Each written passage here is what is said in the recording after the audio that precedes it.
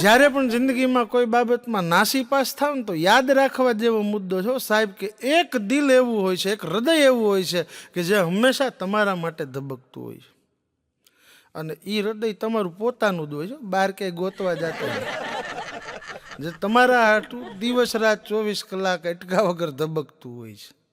હા, અને MB ફિલ્મ્સના માધ્યમથી આ તમે જ્યારે કાર્યક્રમ માણી રહ્યા છો ત્યારે મને ખાસ કહેવાનું એક મન થાય છે સાહેબ કે Australia, America, Netherland, Denmark, Singapore, Thailand, Bangkok, Pattaya, UAE, Sharjah, Abu Dhabi, Dubai આવા 34 દેશોમાં હું ક્યારેય કાર્યક્રમ કરવા ગયો નથી.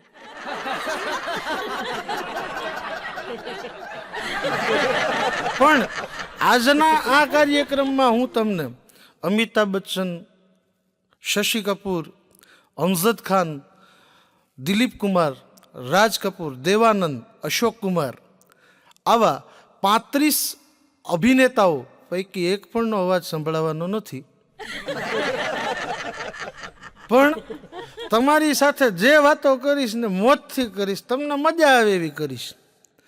એટલે ખાસ તમે બધા અહીંયા આ વિડીયોના માધ્યમથી આ હાસ્ય રસ માણવા બેઠા છો. અને હાસ્ય છે ને એ ઈશ્વરે મનુષ્યને આપેલી એક ભેટ છે, અદ્ભુત. અને ચાર્લી ચેપ્લિન એમ કહેતા જે માણસ હસે છે એ ક્યારેય ગરીબ નથી. ચાર્લી ચેપ્લિનના ઘણા ઉદાહરણો જગતને એણે આપ્યા છે. અને ઉત્તમ પ્રકારનું હાસ્ય હંમેશા દર્દમાંથી જ આવતું હોય. ચાર્લી ચેપ્લિને એવું કીધું છે એ કે મને વરસાદમાં ચાલવું ગમે છે, મને વરસાદમાં ચાલવું ગમે છે કારણ કે એમાં કોઈ મારા આંસુ જોઈ શકતું નથી.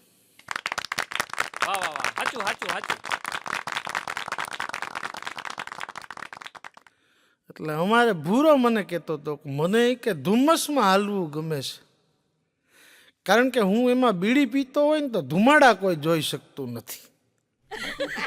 अपनी अपनी सोच है. પણ આ જગતને જે લોકોએ કંઈક ઉત્તમ ભેટ આપી છે બરાબર, એ લોકોના નામ રહ્યા છે. અને એવું લોક સાહિત્યમાં કહેવાય છે કે નામ રહંત ઠાકરા નાણા નહીં રહંત, કીર્તિ કેરા કોટડા પાડ્યા નહીં પડંત. શેક્સપિયર એમ કીધું હતું કે what is there in a name, નામમાં શું રાખ્યું છે. પણ આવું કંઈ નહીં, પછી પાછું એણે નીચે એનું નામ લખ્યું હતું.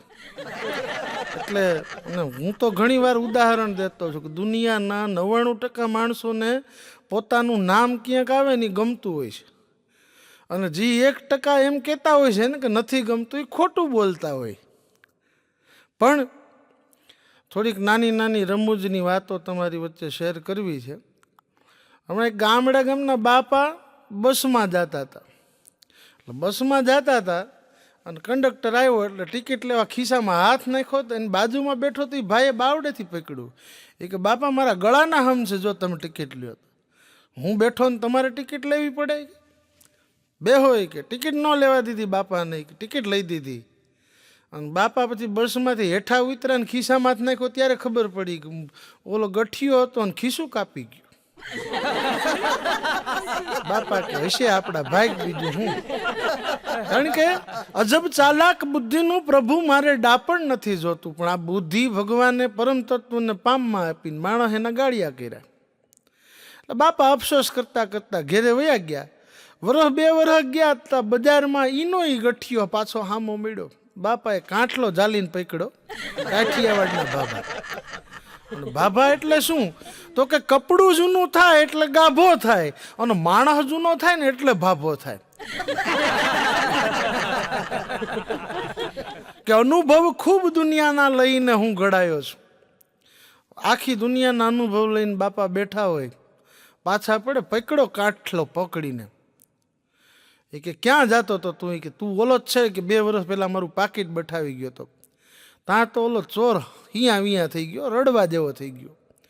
એ કે બાપા એ કે તમારું પાકીટ ચોર્યું ને પછીથી કે મારી ઘરવાળી બીમાર રહી છે, ઘરમાં કાંઈ કે રધી નથી, હેરાન થઈ ગયો હું તમને જ કીધું ન ગોતતો તો આલ્યો પાકીટ પાછું કે રાખો. અને એમાં જે પૈસા હતા એ હિસાબ પ્રમાણે ગણી લ્યો ને માથે 200 રૂપિયા વ્યાજ ના. પણ હું તમને કે કહું છું કે મને કે ખરા હૃદયથી તમારી માફી માગું કે મને માફ કરી દો કે તો મારા ઘરમાં પહેલાં હતું એવું ને એવું થઈ જાય. બાપાએ ગળગળા થઈ ગયા, ગળે લગાડ્યો ચોરને કે તું ભાઈ કાંઈ વાંધો નહીં, હશે કોક કાળા હુકનમાં તારાથી થઈ ગયું હોય છે, મોજ કરી કે પૈસા લઈ લીધા પાકીટને. બાપા હાલતા થયા. યાઘે રાખ્યા ને પછી ખબર પડી કે ઓલો ગળે મળ્યો ને ત્યારે ગળામાંથી હોનાનો ચેન બઠાવતો ગયો. બાપા કે મારા હાળા પાછા છેતરી ગયા. આ બધું પતાવીને બાપા તો લાલ ઘૂમી કે હવે પાછો ભટકાઈ પાડી દેવાનો હે. એમાં કે વળી 1.5-2 વર્ષ થયા, બાપા બુલેટ લઈને માર્કેટમાં નીકળ્યા. ફાટ ફાટ ફાટ આમ સાયલેન્સરમાંથી અવાજ આવતો હતો. બાપા બુલેટ લઈને જતા હતા તો ગઠિયાએ સામેથી હાથ ઊંચો રાખીને બુલેટ રોકાવી. બાપાને ઊભો રાખીને બાપાના પગમાં લાકડી પડે એમ પડી ગયો. એ લાકડી પડે એમ પડ્યો અને પૈડા ભેળો બાપાને કહે કે બાપાએ કે મારાથી 2 વાર ભૂલ થઈ છે કે એકવાર તમારું પાકીટ બઠાવી ગયો, એ આપણે માંડ પતાવ્યું તો હું સોનાનો ચેન લઈ ગયો. હવે એ મારો સ્વભાવ છે, પ્રાણને પ્રકૃતિ તો ખાયરે જાય. હા, તુલસીદાસે એવું જ કીધું છે ને. પણ હું તમારે આ વખતે કહું છું કે આ તમારો સોનાનો ચેન આમ ગળામાં પહેરો તો ત્યાંથી કાઢીને બાપાને આપ્યો અને માથે જતા એક વીંટી આપી સોનાની કે આ વીંટી કે રાખો. અને એ કે હવે છે ને મારી ભૂલની એ જ માફી છે એ કે તમે મારી ભેગા હોટલમાં ચા નાસ્તો કરવા હાલો. એટલે બાજુમાં હોટલ, બાપાને ચા નાસ્તો કરવા લઈ ગયો. એ બાપા ચા નાસ્તો કરતા હતા, એને ફોન આવ્યો. બાપાને કીધું કે મારે કે અગત્યનું કામ છે, તમે તમારું બિલ મેં દઈ દીધું છે નાસ્તાનું, આરામથી નાસ્તો કરો, હું આવું છું. એ આટલું કરીને નીકળ્યું. બાપા નાસ્તો કરીને બહાર નીકળ્યા તો બુલેટ ચોરીને વયો ગયો હતો.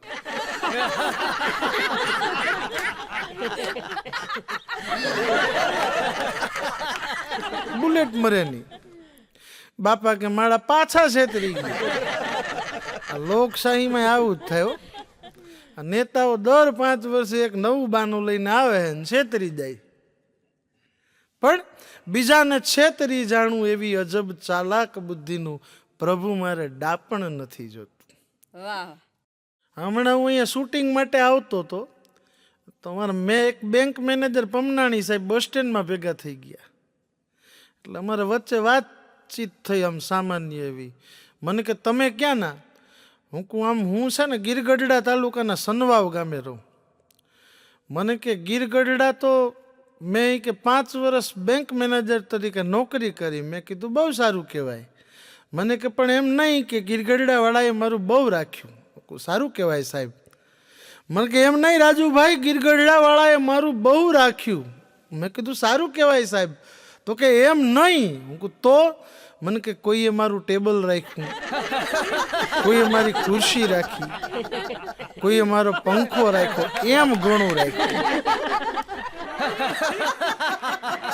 બેંક મેનેજરની વાત નીકળી એટલે કહું, હમણાં એક જણો બેંકમાં ગયો. એ કે મારે કે ભણવા માટે લોન જોઈએ. એટલે બેંક મેનેજર અમારા હિન્દી ભાષી હતા. એટલે એણે કીધું એ કે हम आपको एक विदाउट इंटरेस्ट लोन देंगे. तो ओलो કે તમને અમારામાં ઇન્ટરેસ્ટ જ ન હોય તો મારે લોન લઈને કરવી જ શું? એક જણો બેંકમાં લોન લેવા ગયો તો બેંકવાળા કે ઘરેણા હોય તો આપો કે લોન આપીએ. આ કે ઘરેણા લેવા એ હેઠું તો લોન લેવી, ઘરેણા લેવાની જરૂર ક્યારે પડે? તો લગ્ન નક્કી થતું હોય ત્યારે. ઘણા છોકરી જોવા જાય. એક છોકરીને જોવા એક મૂર્તિયો આવ્યો, સરકારી નોકરિયાત, સારો પગાર. તો સામે બેયની પ્રશ્નોત્તરી ચાલતી હતી. એટલે છોકરીને પૂછ્યું કે તમને શેની હોબી છે? એટલે પેલીએ કીધું કે હું સારી વોલીબોલ પ્લેયર છું. તો કે એમ? કે તમને વોલીબોલમાં બધી જ ખબર પડે? એટલે છોકરી કે હું 4 વાર નેશનલ રમેલી છું. બધી ખબર પડતી જ હોય ને, તમે તમારે પૂછો જે પૂછવું હોય. ઓલો કહેતો વોલીબોલમાં જે નેટ આવે એમાં કેટલા કાણા હોય? છોકરી ખીજાણીઓ. એ કે ખાટી ખાટી આંબલી ને એથી ખાટું દહીં, કે તારે મારે કાંઈ નહીં, તું મારો ભાઈ. વીરા, નેટમાં જેટલા કાણા હોય એટલા તું અત્યારે મગજમાં કાણા પાડવાનું બંધ કર. એકવાર એક છોકરો આમ હાથમાં તપેલી લઈને આમ ગોળ ગોળ ફેરવતો હતો. તપેલીમાં કંઈક દૂધ બૂધ ભરેલું હશે. તો એક છોકરી બાજુમાંથી નીકળી. એ કે શું કરે છે તું? એ કે દહીં જમાવું છું. છોકરી કે આ ક્યારે બંધ થશે, ક્યારે છોડીશ આ બધું? એ કે અગર તું મિલ જાઓ જમાના છોડ દેંગે હમ. આ જમાનાની વાત નથી, આ દહીં જમાવાનું છે. પણ લગ્નની બાબત હોય, ચર્ચા થતી હોય, ઘણા બધા મુદ્દાઓ આવતા હોય, જોતા હોય. તો એક છોકરીને જોવા આવ્યો હોય ને છોકરીના પપ્પાએ કીધું કે મૂર્તિઓ બધી રીતે સારો છે, સરકારી નોકરિયાત છે, પણ સહેજ કાળો છે.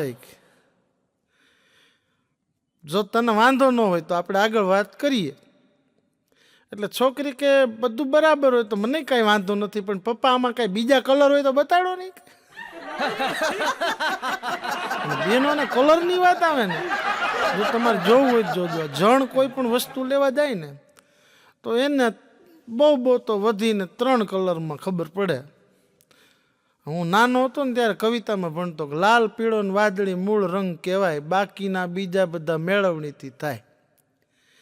પણ તમે બેનોના કલર સાંભળો ને બેભાન થઈ જાઓ.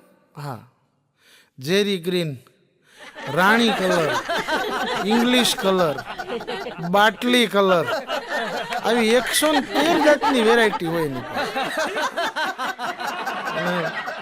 વાત નીકળી છે એટલે કહી દઉં, આ લગ્નની બાબતમાં ઘણા બધા માણસો આ ઘણી વાર કહેતો હોઉં છું કે દરેક માણસે વહેલા મોડું પરણવું જ પડે છે. દરેક માણસે જિંદગીમાં વહેલા મોડું પરણવું જ પડે છે, કારણ કે સુખ કોઈની જિંદગીમાં ક્યારેય કાયમી નથી હોય. અને જ્યારે તમને એમ થાય ને કે બહુ નિરાશ થઈ ગયા હોય, હતાશ થઈ ગયા. મને એક પૂછ્યું કે તમે ક્યારેક મૂડલેસ થઈ ગયા હોય, મૂડ ન હોય તો તમે શું કરો? હું કહું ભગવાનના મંદિરે જાઓ. મને કે ત્યાં જઈને શું કરો? કે પ્રાર્થના કરો મંદિરમાં જઈને. મેં કીધું નહીં. હું કહું તો? હું કહું 12 બૂટ ચપ્પલ જેટલા કાઢીને ગયા હોય બધા ભેગા કરું અને બાજુના ઓટલે બેસું. જેટલા મંદિરમાંથી બહાર આવે ને ખડે ચડે એને જોઉં ને મજા કરું. પણ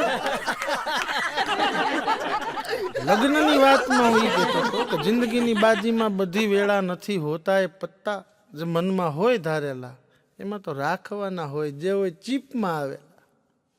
અને જિંદગીની સફળતાનું રહસ્ય સારા પત્તામાં નથી હો. જિંદગીની સફળતાનું રહસ્ય ક્યુ પત્તું ક્યારે ઉતરવું ને એમાં રહેલું છે. અને પતિ પત્નીના ઝઘડા છે ને એ તંદુરસ્ત દાંપત્ય જીવનની નિશાની છે. પણ દાંપત્ય જીવનની તંદુરસ્તી માટે થઈને ઝઘડા ન કરવા. હમણાં મારી ઘરવાળી યારે મારે ઝઘડો થયો. મને કહી કે તમે આ વાતે વાતે સોરી કહી દો ને, એ વાંધો હોય મને. કે આખો ઝઘડો કરવાનો મૂડ વયો જાય, આમાંથી ડખો. હમણાં મારા સાસુનો ફોન આવ્યો. મને કહે કે જમાઈરાજ કેમ છો તમે બધા?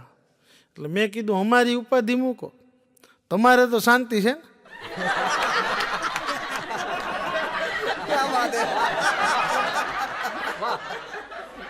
મારા સસરાને મારા લગ્ન પહેલા બહુ ટેન્શન રહેતું, પછી એણે મને હોપી દીધું. અને લગ્નના કરિયાવરમાં મને એ ચેસનો આખો સેટ આપ્યો. એટલે મેં કીધું આ ચેસને કેમ મારે? મને રમતા તો આવડે પણ મારે આવીને કંઈ જરૂર નથી, ઘરે છે. મને કે ના રાજેશ કુમાર, મારી કે પહેલેથી ઈચ્છા હતી કે મારી દીકરીના લગ્નના કરિયાવરમાં મારે હાથી ઘોડા આવું આપવું.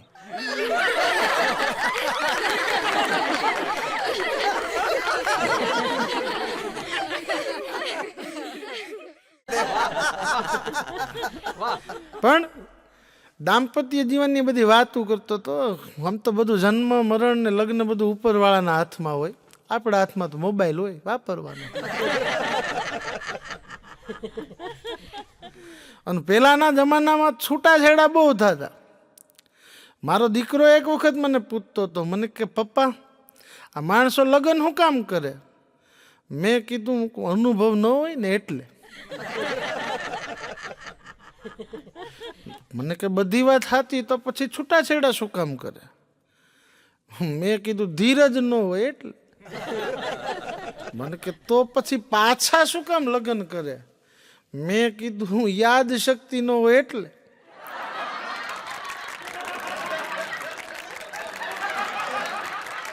અને અકલ છે ને એ કાંઈ બદામ ખાવાથી આવે એવું નથી લખી દીધું, એ તો ઠોકર ખાવાથી આવે.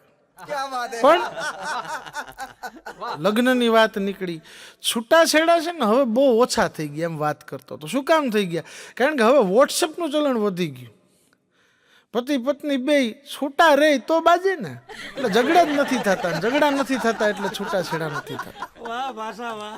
અને હવે આ ફેસબુક ને વોટ્સઅપ ને એના સ્ટેટસ ને એ જે જમાવટ થઈ છે, મોજ આવી જાય.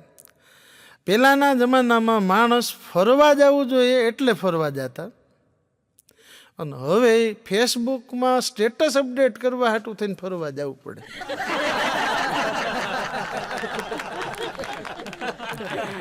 પહેલાંના સમયમાં મને યાદ છે કે આપણે કંઈ ફરવા જવું હોય ને મોટે ભાગે જાત્રા કરતા હોય ને એવું લાગે કે વીરપુર જલારામ બાપાના દર્શન કરીએ, પરબ વાવડી પ્રસાદ લઈએ, સત્તાધાર આરતી કરીને સાંજે ઘરે પાછા. હવે ફેસબુકમાં સ્ટેટસ અપડેટ કરવા માટે થઈને માણસ પ્રવાસની પાછળ પૈસા વાપરતો થયો, અને એમાંય દેખાદેખી બહુ હોય. કે આપણા મિત્ર મનોજભાઈ છે કે આ વખતે આબુ અંબાજી ગયા હતા, આપણે ગોવા જવાનું, અને આપણે આમ ગોવા જઈને જ્યાં કે બીજે અઠવાડિયે ફોટા પડાવીને અપલોડ કરીએ તો મનોજભાઈ સિંગાપુરના અપલોડ કર્યા હોય તો આપણે બળીને ખાક થઈ જાય. દેખાદેખી ચડસા ચડસી બહુ બધી. વોટ્સઅપ આવ્યા પછી હું ઘટના બની કહું કે હમણાં એક ઘેરે ચોર ચોરી કરવા આવ્યા. તો ચોર ચોરી કરવા આવ્યા તો મકાન માલિકનો છોકરો જાગતો હતો, એ પાછળ પડ્યો ઓલાની, ચોર ભાગી ગયા. એટલે એ શેરીના બધા કૂતરા ભેળા થયા, અને આ જે મકાન માલિક જેની ત્યાં ચોર આવ્યા હતા ને એના કૂતરાના મીંડા ખખડાવવા. એ કે ચોર આવ્યા તું શું કરતો હતો? ઓલો કે હું કૂતરો છું. કે માણસ થોડો શું તે વોટ્સઅપ વાપરતો હોય 5-5 વાગ્યા સુધી.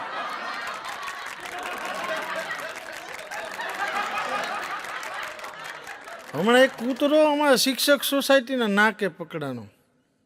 એટલે એની નાતના બીજા બધા કીધા કે અહીંયા શું આટા મારવા આવ્યો, કે અહીંયા બધા વિદ્યા સહાયક રહે, એ કે તેલ મરચા વિનાનું ખાવાનું હમણાં ડૉક્ટરે સલાહ આપી એટલે અહીંયા આવું.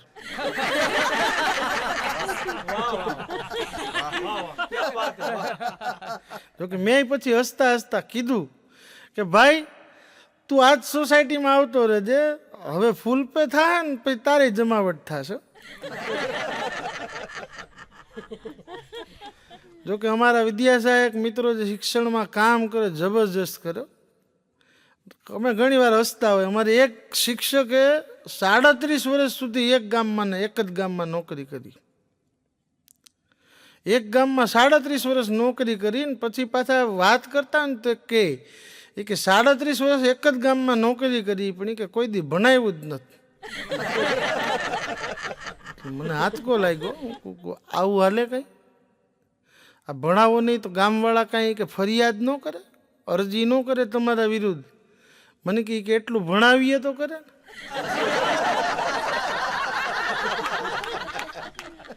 પણ આ તો બહુ મજાકની રમૂજની વાત છે. એ શિક્ષકે બહુ તાકાતથી ગામમાં કામ કર્યું હતું, પણ એ માનતા હતા કે ભણાવવું એટલે કોઈને કોઈ ક્યારે શીખવી નથી શકાતું, બાળકને શીખતું કરી દીધું. અને જીવનમાં આમ બધા શીખતા જ હોય છે જીવનના અંત સુધી. ક્યારેય એવું નથી બનતું કે આપણે જે તે સમયે કાંઈ શીખતા ન હોય. અને અનુભવમાંથી માણસ એટલું જ શીખે છે કે અનુભવમાંથી કાંઈ શીખી શકાતું નથી. અમારે એક મિત્ર છે ભૂરો, એ એક વખત બાકસ લઈને બેઠો હતો, દિવાસળી પેટાવતો હતો. એટલે પહેલી સળી કાઢીને આમ કરીને આમ કર્યું તો પેટી નહીં, એટલે ફેંકી દીધી. બીજી કરી, ત્રીજી કરી, આમ 4-5 દિવાસળી ફેલ ગઈ, એકેય સળગી નહીં, એટલે ફેંકી દે. પછી 7મી દિવાસળી આમ કરીને આમ કર્યું એટલે દિવાસળી સળગી, એટલે ફૂંક મારી ઓલવીને પાછી પેટી મૂકી દીધી. એ કે આ બરાબર ચાલે, કામની છે.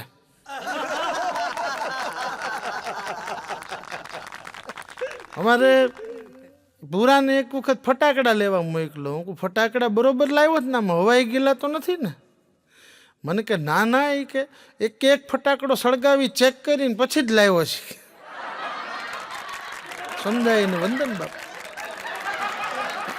એક જણાની ઘરે ગયો ને, 3 ઘડિયાળ લગાડેલી, ત્રણેયમાં નોખો ટાઈમ બતાડે. હું મૂંઝાણો, કોઈલા 3 ઘડિયાળ છે, 3માંથી નોખો ટાઈમ આવું કેમ? મને કે નોખો બતાડે એટલે તો 3 રાખી, કે એકનો એક ટાઈમ બતાડવો હોય તો 1 ઘડિયાળ ન રાખવું. હું મેળ કરી લીધો, મારો રામ જાણે. અને ફટાકડાની વાત નીકળી એટલે મને યાદ આવ્યું કે હમણાં સુપ્રીમ કોર્ટે 10 વાગ્યા પછી ફટાકડા ફોડવા ઉપર પ્રતિબંધ મૂક્યો. પર્યાવરણ માટે બહુ સારો નિર્ણય છે, વધાવીએ આપણે. પણ આ છોકરાઓ ફટાકડા ફોડવામાં હગા બાપનું માનતા નથી. એ સુપ્રીમ કોર્ટનું કેમ માનશે, એ મારા માટે મોટો પ્રશ્ન છે.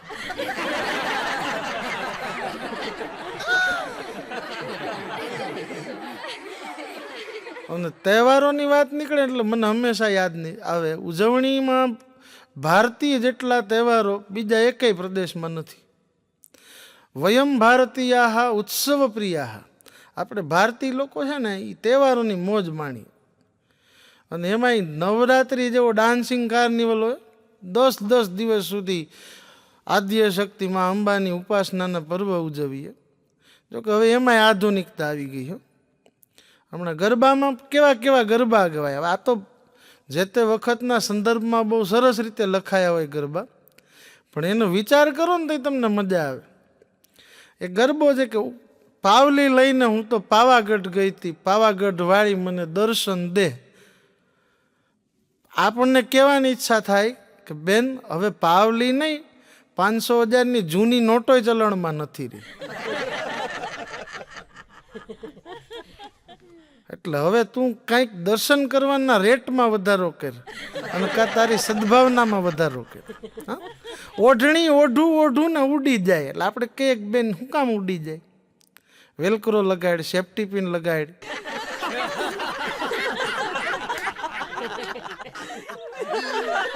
ઓઢણીને હરખી બાંધીને રાખ, શું કામ ઉડી જાય? હું વાંકી વળું તો મારી કેડ વળી જાય, નીચી નમું તો બેન મેં કીધું તારે ઘરની બહાર નીકળ્યા જેવું જ નથી, રેવા દે, ગરબા રમવાય તારું કામ નહીં. અને ગરબા છે ને, હું ઘણી વાર કહેતો હોય કે ઉત્સવમાં તહેવારમાં શું ફેર છે કે હૈયામાં હામ હોય, દિલમાં ઉમંગ હોય, મનમાં ઉત્સાહ હોય, અને જે ઉજવો ને એને ઉત્સવ કહેવાય. અને બાકી એક વ્યવહાર હાચવવા હાટું થઈને જેમ તમે ઉજવણી કરો એને તહેવાર કહેવાય. તમારા શરીરમાં જોમ હોય, હૈયામાં પગમાં કોવત હોય, હૈયામાં હામ હોય, અને તમે 9 દી એમ અખંડ માતાજીના ગરબા ઘૂમો તો એ તમારો ઉત્સવ છે. અને બાકી દૂરદર્શન ઉપર કે બીજી કોઈ ચેનલ ઉપર આવતા હોય ગરબા જોઈને નવરાત્રિ પૂરી કરો તો એ તહેવાર છે. અને અમારી સોસાયટીમાં હમણાં મેં એકવાર જોયું, ગરબાનું પ્રિન્સ બનાવવાનું આવે એટલે એમાં બધે છેલ્લો દિવસ 9મું નોરતું ને બધા આમ ગોઠવાઈ ગયેલા ને બધા ખૂબ ખેલાઈ આવા ઉત્સાહમાં રહેવાની, ઇનામે બહુ સારા હતા. એટલે ફાઇનલ વિજેતા પ્રિન્સની જાહેરાત કરવાની હતી. બધા આમ સન્નાટો, આમ છેલ્લો સમય બધા સ્તંભી ગયેલું વાતાવરણ. અને એનાઉન્સર બોલ્યા કે આજની આ સ્પર્ધાના વિજેતા છે એમ કરીને નામની જાહેરાત કરી. એટલે બધાએ જોવા માંડ્યા કોણ ઊભું થાય છે. તો એક ભાઈ છે એ આમ ઘોડી લઈને ઊભા થયા, હાથમાં લાકડી હતી, 75-80 વર્ષની ઉંમર, આમ ધીમે ધીમે હાલતા હતા. એટલે બધા વિચારમાં પડ્યા આ પ્રિન્સ છે. બધા બાપાની સામું જોવા માંડ્યા. ત્યારે કીધું કે ભાઈ કે મારા તો પગ રહી ગયા હતા એટલે ઊભો થયો. એટલે કે અમને ગોટે ચડાવી દીધા. ગરબામાં એવા ગરબા ગીતો ગાય કે કહો પૂનમના ચાંદને આજ ઉગે આથમણી કોર, ચાંદો ઉપરથી આવ્યો એ કે બેન મારું ઉગવાનું ને આથમવાનું ભૂગોળમાં જે કારણો આપ્યા હોય ને એ પ્રમાણે થાય, તું કેમ તારું ઘરે થાય, અહીંયા ન થાય. નવરાત્રિ પછી શરદ પૂનમ પછી દિવાળીના તહેવારો, અને દિવાળીના તહેવારોમાં હમણાં જે જમાવટ થઈ છે, વોટ્સએપમાં એવા સેન્સિટિવ મેસેજ ફરે, આમ તમે લાગણીથી વાંચો ને તો રોવા જેવા થઈ જાઓ. એ કે પહેલાં તો હું જમાનો હતો, એ કે બાપા એ કે ટીકડીના કે 2 રોલ લઈ દેતા, એને ઓટલે બેસીને એક એક ચાંદલીઓ ફોડતા અને જે મજા આવતી. આજે એ કે ઘરમાં 2-5 હજારના ફટાકડા આવે છે પણ એ મજા નથી આવતી. આપણે એને કહેવાનું મન થાય કે ભાઈ ટીકડીને ચાંદલિયા અત્યારે મળે છે અને તારા ઘરમાં ઓટલોય છે, તને ઈચ્છા થતી હોય તો 65 વર્ષની ઉંમરે તુંય મન ટીકડી ફોડવા. આવા મેસેજ મોકલીને દિવાળીના ટાઈમે લોહી પીને.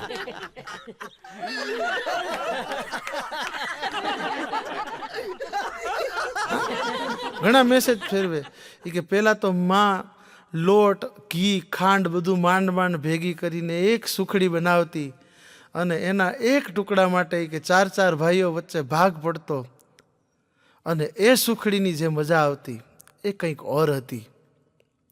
આ નોસ્ટાલ્જિયા કહેવાય. આજે કે ફ્રીજમાં કે કેટલી બધી મીઠાઈ કાજુની પણ પડી છે કે પણ ખાવાની ઈચ્છા થતી નથી. એટલે મેં કીધું તારા ફ્રીજમાં પડી હોય ને તો તારી કામવાળીને દઈ દે, એના છોકરાઓની હજી તારા જેવી જ ઈચ્છા થાય. પણ આવા મેસેજ અમારા માથે મારીને લોહી પીમાં. અને જમાનો એવો થઈ ગયો બહુ હાઈ સ્પીડ, એમ બધું મેસેજ લાગણીઓ બધું કોપી પેસ્ટમાં જ હાલે વાલા. વોટ્સએપમાં જે કાંઈ સંદેશા આવે, દિવાળી શબ્દ દિવાળી બસ પૂરું. હમણાં દિવાળીનો મેસેજ આવ્યો, દિવાળી શબ્દ આવે એટલે પૂરું.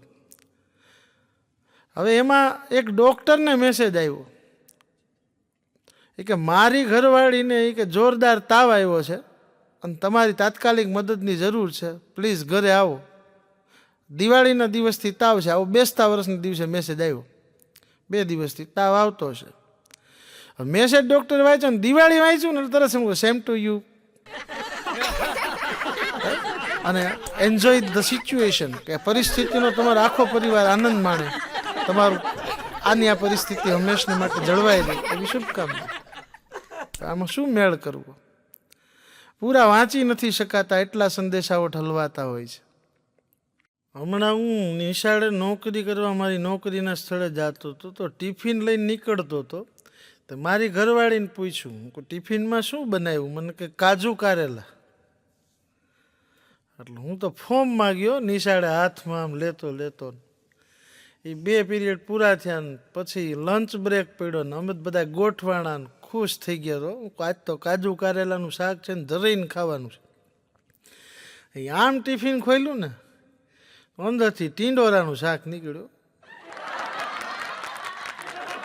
ખાવાનું પડતું મેલીને પહેલો ફોન મેં મારા ઘરનાને કર્યો, તું તો કહેતી હતી ને કાજુ કારેલાનું શાક છે.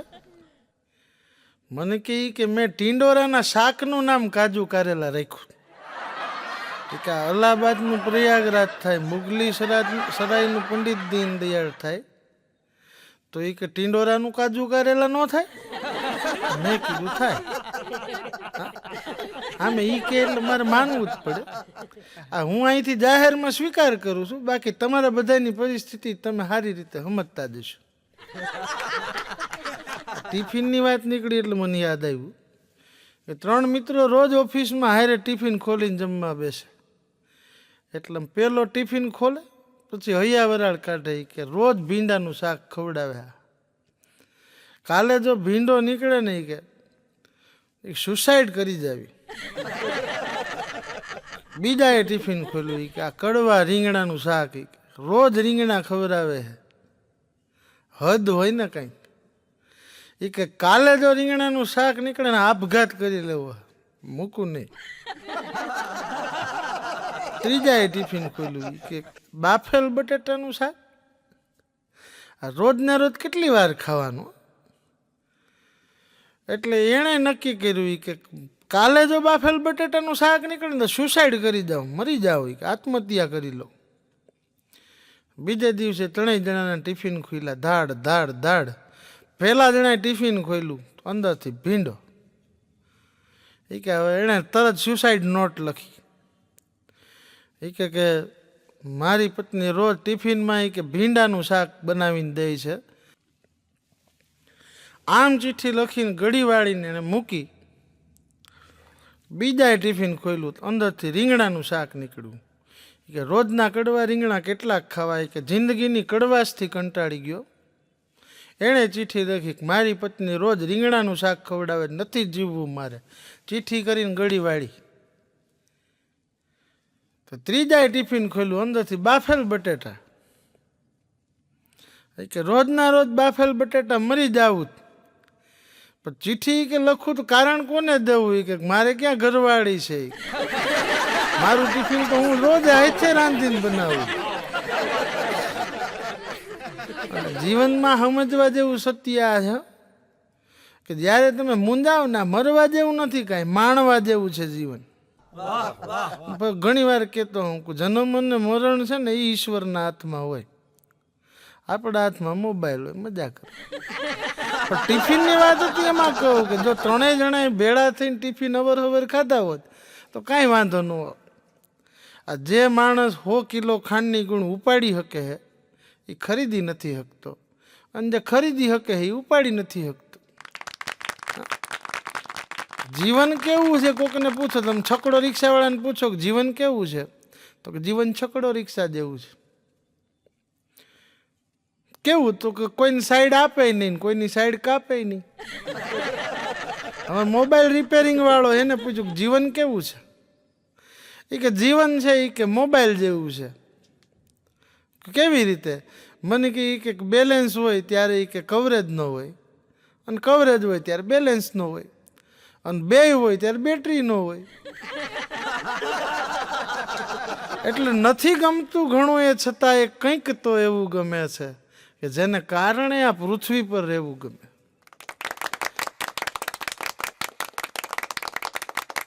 અને છૂટાછેડા એક કેસ હાલતો હતો કોર્ટની અંદર.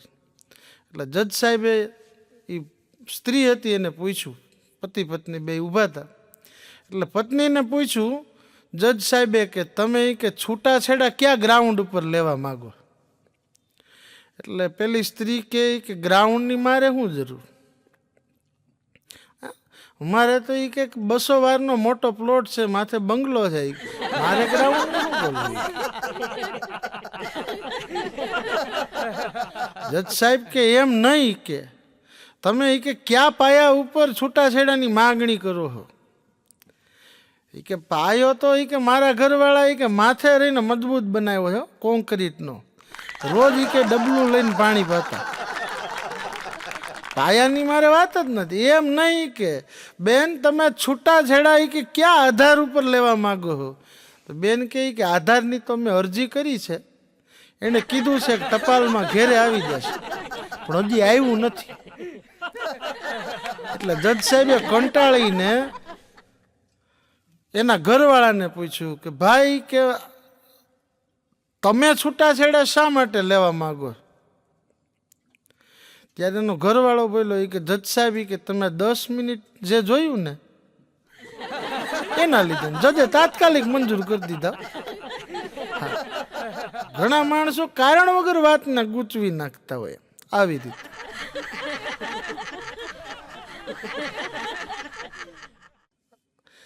આ કાર્યક્રમથી આપ અમને બધાને માણી રહ્યા છો, બહુ મજા છે તમારી સાથે મળવા મળે એનો આનંદ છે. પણ યુટ્યુબના ઓટલે બેઠા અમારા કલાકાર મિત્રો કોઈ વાતની રજૂઆત કરે ને એટલે બહુ મલાવીને કહેતા હોય, મજા આવે, અને અમે પછી એનો આનંદ લેતા હોય મળીએ ત્યારે. આ તો તમે બધા ઘર જેવા છો, સમજદાર ઓડિયન્સ છે, એટલે તમને બધાને કહીએ છીએ, અને આવું અમે બધાને કહેતા હોઈએ છીએ. એનો મતલબ એવો નથી બધા સમજદાર માણસો જ અમને સાંભળતા હોય. પણ કલાકાર તરીકે કલાકાર ડાયરાની કે સ્ટેજ ઉપર રજૂઆત કરતો હોય ત્યારે કેવી રીતે રજૂઆત કરે કે આજે આ કાર્યક્રમમાં એકથી અધકેરા કલાકારો ભેળા થયા છે અને એ ભાવથી ભેળા થયા છે. કોઈ કલાકારના વાઘા ફેરીને નથી આવ્યા કે સોનાની સાંકળે બાંધીને લાવો તોય ન આવે. એવા કલાકારો આજ પ્રેમના કાચા હૂતરના તાંતણે બંધાઈને આવ્યા છે આ MB ફિલ્મ્સના આંગણે. બધા ભાવથી ભેળા થયા છે. એટલે કોઈકના 5,000 છે, કોઈકના 15,000 છે, એમ ભાવથી ભેળા.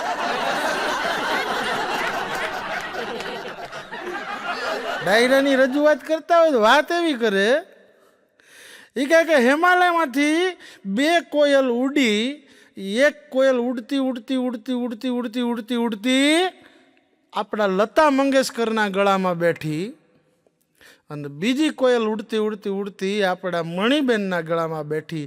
એવા રૂડા કલાકાર કે જેના ગળામાં કોયલે માળો કર્યો છે એવા મણિબેન આજે આપણી વચ્ચે પ્રસ્તુત થાય. હવે આવું બોલતા હોય તો હું વિચાર કરતો હોય કે મણિબેનના ગળામાં કોયલે માળો કર્યો હોય છે તો એના આમ હાથીકડા ખૂદતા હશે કે નહીં ખૂદતા હોય?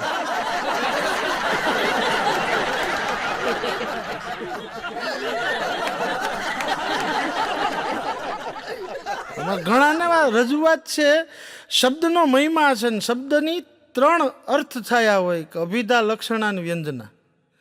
હા, આપણે કોકને કહીએ કે આ તો હાવ દૂધપાક જેવો છે એટલે એ કાંઈ દૂધપાકની જેમ ખાઈ શકાય એવો ન હોય, પણ કેવો હોય તો કે દૂધપાકમાં જેમ મીઠું ન હોય એમ આનામાંય પેઢલીએ પડ્યું રહ્યું હોય. તો અભિધા, લક્ષણા અને વ્યંજના સમજવી જોઈએ. આપણે અમુક પ્રોગ્રામમાં ઘણી વાર કહેતા હોય કે આમનું ગળું બહુ સરસ છે, બધા ગળાની સામું જોતા હોય. તો કોક કે આનું બધાનું હોય એવું જ છે, ઉલટાનું 2 મેલ વધારે છે. મેં કીધું એમ ગળું નથી પણ આમ ગાય ત્યારે સારું છે. અમારે એક પ્રોગ્રામમાં હમણાં એક બેન સિંગર, મેલ સિંગર નવા આવ્યા, ફિમેલ સિંગર માફ કરજો, એક બેન ગાવા માટે આવ્યા. બહુ સરસ કે હું હમણાં શીખું છું સંગીત. મેં કીધું બહુ સારી વાત કહેવાય બેન. એટલે એમણે ગાવાની શરૂઆત કરી. એટલે પહેલાં શાસ્ત્રીય સંગીતનો કાર્યક્રમ એટલે એમણે આલાપ લીધો, સા રે ગ ધ ની સા ની ધ ગ રે સા. મેં કીધું બધી વાત સાચી બેન પણ આમાં મ ને પ કેમ ક્યાંય આવતા નહોતા.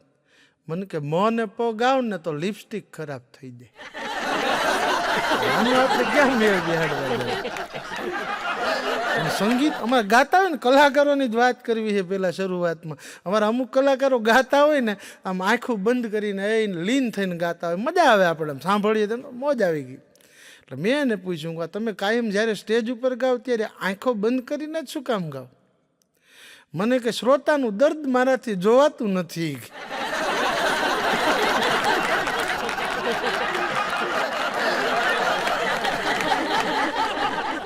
અમારા કવિ કૃષ્ણદેવ બહુ સરસ વાત કહે. એ કે પરસેવો બિચારો રઘવાયો થઈને, પરસેવો બિચારો રઘવાયો થઈને ચહેરા પર આમ તેમ દોડે પણ આ માઇક મળે તો કોઈ છોડે? કલાકારોની વાત નીકળી એટલે કહી દઉં. અમારે ઘણી વખત એવા કિસ્સા બનતા હોય. તમે પેલા ગામમાં પ્રોગ્રામ હોય ને એના સ્ટેજની મજા છે. અહીંયા તો બહુ સરસ રૂપાળું સ્ટેજ બનાવ્યું છે, પાછળ એને મસ્ત મજાનો બેકડ્રોપ બનાવ્યો છે, જોવાની મોજ આવી જાય. એમ જોઈએ ને તો જ ગલગલિયા થઈ જાય. આવી સુંદર વ્યવસ્થા MB ફિલ્મ્સ અને મનોજભાઈ ભૂપતાણીએ કરી છે. પણ ગામમાં પ્રોગ્રામ હોય ને પહેલાં મોટે ભાગે ટ્રેક્ટરના ગાડું હોય ને લારું એનું સ્ટેજ બનાવે. અને આનો મૂળભૂત હેતુ એટલો હોય કે કલાકારમાં મજા આવે તો ઠીક છે, બાકી મોઢિયું જોડાવીને મૂકી આવવાનું. કલાકાર ગાતો હોય મુझे मेरी મસ્તી કહાં લેકે આવી, ક્યાંક નદીના ના વોકળામાં પડ્યો. ઘણા પ્રોગ્રામમાં આ બધા ગીતો ને ગઝલો ને બનતી હોય ને એ ખરેખર જાત અનુભવ પછી બનતી હોય, આવું મારું માનવું છે. હા, એક ગઝલ છે ને કે કોઈ આયે કોઈ જાયે યે તમાશા ક્યા હે. આ ખરેખર એના પ્રોગ્રામમાંથી ઊભા થઈને કોક જાતા હોય ને એની વાત હોય. પછી વોટ્સઅપમાં બધું નીકળે કે કવિ કેવા શું માગે છે. અને પછી પાછા સમજાવે કે આમાં કવિ કે આ સંસાર છોડીને જતી વ્યક્તિઓની વાત. ખરેખર એવું કાંઈ હોતું નથી. કવિ કેવા હું માગે છે ને જેટલા મેસેજ આવે ને એમાં કવિને મળે ને તો કવિ ગોથું ખાઈ દે. ખાલું આવું મેં ક્યારે કીધું છે. અમારે એકવાર મળવાનું થયું હતું એક કવિને, એટલે મેં એને પૂછ્યું કે તમે આટલું સરસ લખો છો, બરાબર? તો મને કહે હું લખતો નથી, કે મારાથી લખાઈ જાય છે. બધી વાત સાચી, લખાઈ જાય બરોબર, પણ કેવી રીતે લખો? મને કે કાંઈ નહીં, બસ એ કે હું બસમાં જતો હોય ને અચાનક અંદરથી પ્રેરણા સ્ફુરે અને પ્રેરણાના ઝરણામાંથી અવાજ આવે કે બેટા લખ. લખવા માટે હાથમાં કલમ લઉં, કાગળ મળે નહીં તો કે એસટીની ટિકિટની પાછળ કવિતા ટપકાવી. મેં કીધું બહુ ઉત્તમ વાત કીધી દોસ્ત, કે કવિતા એ અંદરની કળા અને માણસે અંદરનો અવાજ છે ને કાયમ સાંભળવો જોઈએ. અંદરનો અવાજ સાંભળશો તો સુખી થશો, આ મારી સૌને સલાહ છે. પણ કયો અંદરનો અવાજ? જે ઘરમાં અંદરથી રસોડામાંથી આવતો હોય ને એને સાંભળશો ને તો મજા છે. પણ કવિને મેં પૂછ્યું, મને કે અંદરથી અવાજ આવે, પ્રેરણાનું ઝરણું ફૂટે અને હું લખવાનું શરૂ કરી દઉં. પછી આ કવિની કવિતા વાંચીએ ને ત્યાં આપણને એક વિચાર આવે કે એસટી વાળા બહુ સમજદાર છે કે આવડી કમથી ટિકિટ બહાર પાડે. જો એ આવડું ફાળકું લઈને ફરતા હોત તો આપણી શું થાત. પણ અમારા મનોજ ખંડેરિયા લખે, જુનાગઢના કવિ, કે કવિતા તો છે કેસર વાલમ, ઘોળો સોના વાટકડીમાં. કવિતા એ પરમ તત્વને પામવાની કળા છે અને કવિતાના માધ્યમથી કોઈ વાત કરીએ ને ત્યારે બહુ અસરકારક રીતે રજૂ થતી હોય. હમણાં હું રાજુલા, અમારી બાજુનું તાલુકો છે, ત્યાંની એક ઇંગ્લિશ મીડિયમ સ્કૂલના પ્રોગ્રામમાં ગયો. એટલે સાંજનો અમારો પ્રોગ્રામ, એટલે થોડોક વહેલો પહોંચી ગયેલો 4 વાગે. એટલે એના સંચાલક છે એ મારા મિત્ર, એટલે મને કે તમે કે અમારી ઇંગ્લિશ મીડિયમ વિભાગની મુલાકાત લ્યો. હવે હું આમ જુદા જુદા ક્લાસમાંથી નીકળતો હતો, એટલે એક ક્લાસમાં એક ટીચર શીખવાડતા હતા એ કે આપણા દેશની બધી જ નદીઓ ભારતમાંથી પસાર થાય છે. આ બેને હું મેળ કરી લીધો, હું તો સમજો નહીં. તમે સમજાવ હોય તો તાળીઓથી વધાવજો. બીજા ક્લાસમાંથી નીકળ્યો, આમ આગળ વધ્યા અમે, તો બીજા ક્લાસમાં એક શિક્ષક પ્રશ્નોત્તરી કરતા હતા. એ કે કયા મહિનામાં 28 દિવસ હોય છે? એટલે બધા છોકરા હાથ ઊંચા કરીને જવાબ આપવા થનગનતા હતા. તો એક છોકરો ઊભો થયો કે બધા મહિનામાં 28 દિવસ તો હોય જ. પણ મારે જે વાત કરવી છે ને એ ત્રીજા ક્લાસની કરવી છે. ન્યાય ગુજરાતીમાં બેન એક કવિતા શીખવતા હતા. આ ઇંગ્લિશ મીડિયમની વાત આવી એટલે કહી દો કે ઉત્તમ ભલે હોય અંગ્રેજી, પણ માધ્યમ તો માતૃભાષા જ જોયો. અને હું ઇંગ્લિશ મીડિયમ વિશે મારો અભિપ્રાય છે કે જેના છોકરાઓ ઇંગ્લિશ મીડિયમમાં છે એના બાપાનું ઇંગ્લિશ પહેલેથી મીડિયમ જ છે, કોઈનું સારું નામ. અને જીવનમાં જો કોઈ સૌથી મોટી સમસ્યા હોય ને તો એ સમસ્યા છે કે આપણા અધૂરા રહી ગયેલા સપના આપણે આપણા સંતાનમાં આરોપવાની કોશિશ કરીએ. કે હું ડૉક્ટર નથી બન્યો એટલે ગમે એમ કરીને મારે મારા દીકરાને ડૉક્ટર બનાવવો છે. હું એન્જિનિયર નથી બન્યો એટલે મારે ગમે એમ કરીને મારા દીકરાને એન્જિનિયર બનાવવો છે. અને આ ઘેલસા, આ એસણા છે એ બાળક ઉપર જબરજસ્ત ટેન્શનનું કારણ બને. પણ વાત કરતો હતો ઇંગ્લિશ મીડિયમની સ્કૂલ અને ત્રીજા ધોરણની એક કવિતા શીખવતા હતા બેન. હવે અંગ્રેજી માધ્યમમાં ભણતા હોય ને એટલે એ છોકરાઓ આખું ગુજરાતી તો સમજી ન શકે. એટલે કવિતા કંઈક આવી હતી કે રીછ એકલું ફરવા ચાલ્યું, હાથમાં લીધી સોટી, સામે રાણા સિંહ મળ્યા ને આફત આવી મોટી. તો બેન સમજાવતા હતા કે બિયોર એલોન ફરવા ચાલ્યું, હેન્ડમાં લીધી સ્ટીક, સામે કિંગ લાયન મળ્યો ને પ્રોબ્લેમ આવ્યો બિગ. બઠ્ઠો પડી ગયો. મેં ઓલાને કીધું મારે હવે ક્યાંય જવા નથી જવું, સાંજ સુધી તારી ઓફિસમાં મારે બેહવું છે, ભલો થઈને મને કહેતો નહીં. પણ મિત્રો, નાની નાની જીવનની સમસ્યાઓ છે અને સમસ્યાઓના અવલોકનમાં હાસ્ય છે. ક્યારેય પણ દુઃખી થવું નહીં. જે પરિસ્થિતિ હોય, ઘણા એમ કહેતા હોય તમને જે તમારા માટે દાખલા તરીકે જે પરિસ્થિતિ દુઃખદ છે એ ઘણા લોકો માટેનું સપનું હોય છે. ઘણા લોકો એમ કહેતા હોય માણસને તકલીફ શું કહે. હું નાનો હતો ને ત્યારે અમારા દાદા એક બહુ સરસ વાત કહેતા, મારા નાનાજી મને કે બીજાના બંગલા ભાળીને કોઈ દિવસ આપણા ઝૂંપડા પાડી ન નાખો. ઈશ્વરે જે આપ્યું એમાં સંતોષ માનીએ ને તો એની મજા છે. નાનાજીની વાત નીકળીને એટલે નાની નાની એમની વાત કહું, કારણ કે એમાં મને જે કાંઈ થોડું ઘણું મળ્યું છે ઈશ્વરની કૃપાથી, એમના આશીર્વાદથી. એટલે એણે જે અમુક દેશી, કારણ કે એ પોતે અમારા બુનિયાદી અધ્યાપન પ્રવીણ પ્રમાણપત્ર અમારો પીટીસીનો કોર્સ છે ને એનું નામ. એટલે એ કહે કે સરકારને બુકી યાદી મેં તાલીમ નિકાલી. બુ એટલે બેન. મેં કીધું આવું શું? મને કે બુની યાદીમાં તાલીમ, એમ એટલે બુનિયાદી તાલીમ. મને નાની નાની રમૂજાની પાસેથી ઘણી મળતી, કાને સંભળાયની ઉંમરની છેલ્લી અવસ્થા. એટલે કહું દાદા હું મને ગયો, મને કે બટા કાંઈક હસાય એવું બોલ ના કે. એટલે મેં કીધું દાદા હવે તમે સાંભળો નહીં ને તમને શું કેવું મારું વાહિંદામાં સાંભળેલું ગયો એવું લાગે. તો મને કહે કે તારી એ વાત સાચી કે પેલા હું કોઈનું સાંભળતો નહીં, હવે મારા કાન કોઈનું સાંભળતા નથી. એક વખત અમે બધા બેઠા હતા ને એ આવ્યા, એટલે દાદા અમારા વડીલ, એટલે અમે પેલા ઊભા થઈ ગયા. તો આવીને મને કે બેઠા રહ્યો કે હું કઈ રાષ્ટ્રગીત થોડોક સુધી ઊભા થઈ ગયા. એ મારા નાના એણે એક બે વસ્તુ મને જે કીધેલી મને બહુ મજા આવી, ત્યારે વાત કરું.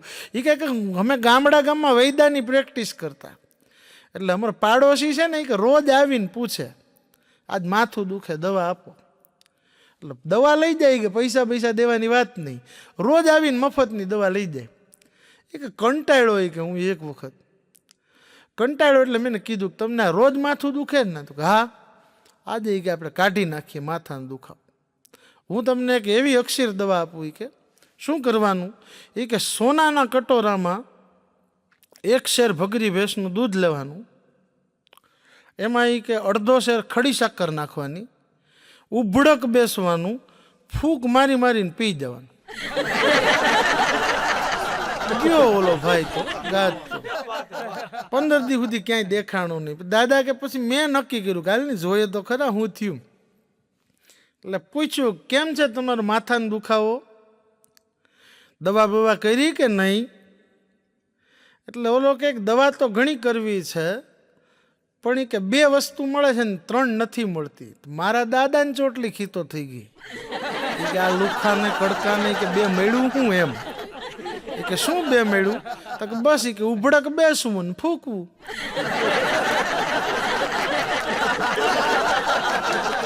એક વખત દાદા પોતે બીમાર પડ્યા, પેટમાં દુખે જોરદાર. એટલે જે આવે ને કંઈક સલાહ દઈ જાય કે કાકચીઓ ઘસીને પીવડાવો. તો બીજું કોક આવે કે કડવું કડિયાતું પીવડાવો, પેટનો દુખાવો ગાયબ. વળી ત્રીજું કોક આવે એ કે આદુ, અજમો, લીંબુ, અશ્વગંધા, શતાવરી અને ત્રિફળા આ ત્રણેયનું સરખે ભાગે કે ચૂર્ણ બનાવો પીવડાવો. એમાં કોક આવ્યું એ કે આ કાંઈ કર્યા જેવું નથી, કે દેશી ઘીનો 1 શેર શીરો બનાવો, ફટ દઈને દુખાવો ગાયબ. દાદા આમ તો કાંઈ સાંભળે નહીં હો, પણ પથારીમાંથી ઊભા થયા. ઘરના બધા ક્યાં મરી ગયા કે આ ભાઈ કે સાંભળો.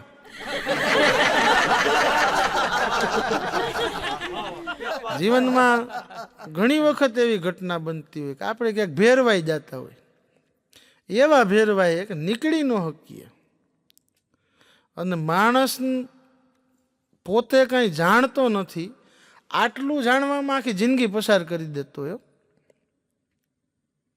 અમારે એક ભાઈને કે ચોટીલા જાત્રાએ જવું હતું, એટલે એક ભાઈ માથા ભારે માણસ અમારા ગામનો, એનો ખટારો ભાડે કર્યો, 5000 રૂપિયા હુથી આપીએ. હવે થયું એવું કે ફર કફર આવી, ચોટીલા જવાનું કેન્સલ થયું. હવે માથા ભારે માણસ હુથી પાછી તો મળે નહીં. બોલો તૈયાર જાણો ગયો એની પાસે. આગલે દી ગયો, પૂનમ નદી જવાનું.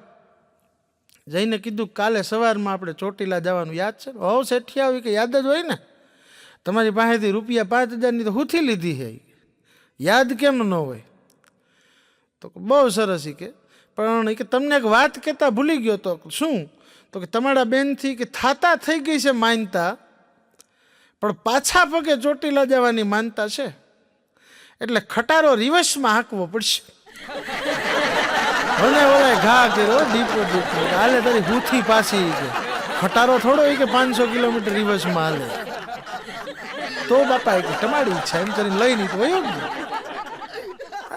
આ બુદ્ધિ છે, આ બુદ્ધિ છે. હા, 2 જણા હતા, 2 ભાઈબંધ. એમાં એક થોડોક ભોટ જેવો, એટલે 2 ધંધો ગોતતા હતા. કોકે પૂછ્યું કે લાવ ધંધો ગોતો હોય કે આના કરતાં શહીદ થઈ જાવ કે? તો જવાબ આવે કે શહીદ તો કાલ થઈ જાય કે પણ પગાર શું દે? એમ નહીં કે લશ્કરમાં ભરતી થઈ જાવ. એટલે લાગી આવ્યું બેયને. એ કે લશ્કરમાં તો ભરતી થઈ જાય, પણ એ કે બંદૂકનું મોઢું કઈ બાજુ રાખવું ને એ ખબર નથી. ગામવાળા બધા ભેગા થઈને કીધું કે તમે તમારી એ ઉપાધિ તમે કરો માં, તમે ગમે એ બાજુ બંદૂકનું મોઢું રાખશો કે દેશને ફાયદો જ છે. ગમે એ બાજુ મોઢું રાખશો એમ નહીં. પણ એ 2 જણા હતા, છેલ્લે કંટાળ્યા, કાંઈ ધંધો ન મળ્યો, એટલે કે હાલો કે આપણે ચોરી કરીએ. 2 માંથી એક બુદ્ધિશાળી અને એક બુદ્ધિનો બઠ્ઠો. એટલે બઠ્ઠો કહે કે ચોરી તો કરીએ, પણ કે મને શું કરવું એ ન ખબર પડે. તો તું શાંતિ રાખ, તારે ખાલી મારી ભેગું આવવાનું. બોલો કે ભલે. એટલે જે હોશિયાર ભાઈબંધ હતો ને એ પેલા એક પશુપાલકના વાડામાં ખાઈપકો અંદર દિવાલ ઠેકીને, અને પછી અંદર જઈને કીધું કે તારે કાંઈ નથી કરવાનું, હું કરું એ કરવાનું. ઓલો બુદ્ધિ બઠ્ઠો કે ભલે. એટલે આણે અંદર જઈ અને ઘેટાનું ટોળું હતું ઘણું બધું, 15-20 ઘેટા હશે. એટલે આણે લઈ અને એક ઘેટું રાતના અંધારામાં આમ બહાર વાડાની બાજુ ઘા કર્યું. બહાર ઓલો ઊભો હતો, એણે જોયું કે ઓલા ઘેટું દિવાલની આકોરથી આકોર નાખ્યું. એટલે આણે લઈને પાછું ઓલી કોર નાખ્યું. વળી ઓલા બીજું ઘેટું નાખ્યું, આણે પાછું અંદર જવા દે. આમ 7-8 ઘેટા ફેંકા પછી ઓલાએ કીધું જોતો ગણતો કેટલાક છે? તો હું કેટલાક છે? તો ઘેટા. તો કે એકેય નહીં. ઓલો મૂંઝાણો, કંઈક ઈશારો કરવો જોઈએ. એટલે એણે નાની એવી કાંકરી લઈને ઘા કરી. કાંકરી લઈને ઘા કરી, હવે કાંકરી રાતના અંધારામાં ખોવાઈ ગઈ. બુદ્ધિ બઠો કે કાંકરી તો ઓલા ઘા કરી, હવે ગોતવી નાખવી તો પડે જ મારે, ઈ કરે એમ કરવું પડે. એટલે એણે એવડો મોટો પાણો ગોઈતો. એણે પાણો લઈને વંડીને આ બાજુ દેવા દીધું, માર્યો. તો ઓલો મકાન માલિક છે ને, એ હૂતો તો એના પેટની મધ્ય ભમ દઈને પડ્યો. એ ઊભો થઈને ડાંગ લઈને વાહેથી. એટલે બુદ્ધિશાળી ભાઈ પણ વંડી ઠેકીને આ બાજુ આવ્યો, ઓલો વંડી ઠેકીને અંદર મારી મારીને ધોઈને. એટલે તો કીધું છે કરતા હોય કીધીએ ઓર ન કીધીએ કગ, બાકી માથું રહે શેવાળમાં ઉપર રહે 2 પગ. અને જિંદગીની નાની નાની વાતો, નાની નાની ઘટનાઓમાંથી ઘણી બધી વસ્તુ, આ હસતા હસતા ઘણું શીખવાનું હોય. એક બહુ જાણીતી રમૂજ છે, તમને યાદ કરાવું ખાલી. કે એક વખત છે ને આમ આજી નદી, આજી ડેમ ઉપર 2-4 જણા ફરવા નીકળ્યા. પૂર આવ્યું ત્યાં નદીમાં. એટલે ગામના જુમાજી આમ ઊભા હતા ને ત્યાં તબલાની જોડ તણાતી આવતી હતી. એટલે જુવાની આવું કંઈક લઈ લ્યો નહીં કે ક્યાંક સામે એમ કામ આવશે. તબલા બારા કાઢ્યા ને તો ભેગા રામદાસ બાપુ નીકળ્યા. સામે એમ ગયા છે, બેભાન થઈ ગયેલા. પણ ભાનમાં આવ્યા પછી એટલું બોલ્યા કે એકાદી કલાનો જીવનમાં જો સંગ હોય ને તો તરી જવાય. એમ જીવનમાં નાની નાની ઘટનાઓમાંથી પણ ઘણી બધી શીખવાનું મળતું હોય છે. અમારે ગણિતના પ્રોફેસર સાહેબ હતા, ગણિતમાં PhD કરેલું ડૉક્ટરે. એ ગણિતના સાહેબ એક વખત એક ગામથી બીજે ગામ જતા હતા. એ બીજે ગામ જતા હતા ને તો રસ્તામાં નદી આવી. એટલે નદી આવી એટલે પ્રોફેસર સાહેબ કે નદી અજાણી છે, પાણી કેટલું ઊંડું છે આપણને ખબર હોય નહીં. એટલે એણે બાજુમાં ખેડૂત હતું, એને પૂછ્યું કે આ નદી કેટલી ઊંડી છે. એટલે ખેડૂત બહુ ડાયો, એ કંઈક જો સાહેબ એમાં કાંઈ તમારી ગણિતની જેમ ન હોય બધું. તો કે એમાં એવું છે સાહેબ કે તમે અહીંથી જાશો એટલે પહેલાં નદી 2 ફૂટ ઊંડી છે, 2 ડગલા ચાલશો એટલે 4 ફૂટ ઊંડી છે, થોડાક ડગલા આગળ ચાલશો એટલે 7 ફૂટ ઊંડી છે, વળી 2-3 ડગલા ચાલશો તો 5 ફૂટ ઊંડી છે, પછી 3 ફૂટ, અને સામે છેડે પૂછશો તો 1 ફૂટ ઊંડી છે. એટલે ગણિતના પ્રોફેસર સાહેબ હતા ને, એણે સરાસરી કાઢી. એ કે નદી સરેરાશ 5 ફૂટ ઊંડી છે અને મારી ઊંચાઈ 5.5 ફૂટ છે, વાંધો નહીં આવે. શીખેલી વિદ્યા જીવનમાં કામ ન આવે ને યાનું. હું ઘણી વાર કહેતો હોઉં છું, આ ક્રિએટિવિટી છે ને, સર્જનાત્મકતા છે ને, એ ઈશ્વરની દેન છે. દરેક બાળક છે ને, આ દુનિયામાં જન્મે, હું કહેતો હોય કે બાળક છે ને એ ઈશ્વરે માનવ જાત ઉપર લખેલો પ્રેમપત્ર કે એને હજી આ મનુષ્ય જાત ઉપર શ્રદ્ધા છે, એનો વિશ્વાસ ઉઠ્યો નથી. અને બાળકો જે ક્રિએટિવિટી દેખાડતા હોય અદ્ભુત હોય. ઘણી વાર કહું કે ગણિતનો દાખલો કોઈને પૂછો, ક્લાસમાં 50 જણાનો ક્લાસ હોય તો 15 જણાના સાચા પડે ને, 15 જવાબ હરખા હોય. પણ જે 35 જણાના જવાબ ખોટા હોય ને, એ દરેકના જવાબ સર્જનાત્મક, કલ્પનાશીલ ને મૌલિક હોય. અને બાળકોની આ ક્રિએટિવિટી, આ કલ્પના શક્તિ જાગૃત રહે ને, એ બહુ જરૂરી છે. પણ મારી ને તમારી નિશાળની સિસ્ટમ એવી છે કે એને હિસાબે આ બધું ડખે ચડે છે.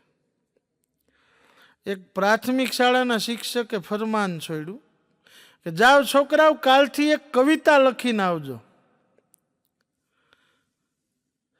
છોકરાઓ જાઓ, કાલથી એક કવિતા લખીને આવજો. અને બીજે દિવસે લેસનમાં એ છોકરો એક કવિતા લખીને આવે છે.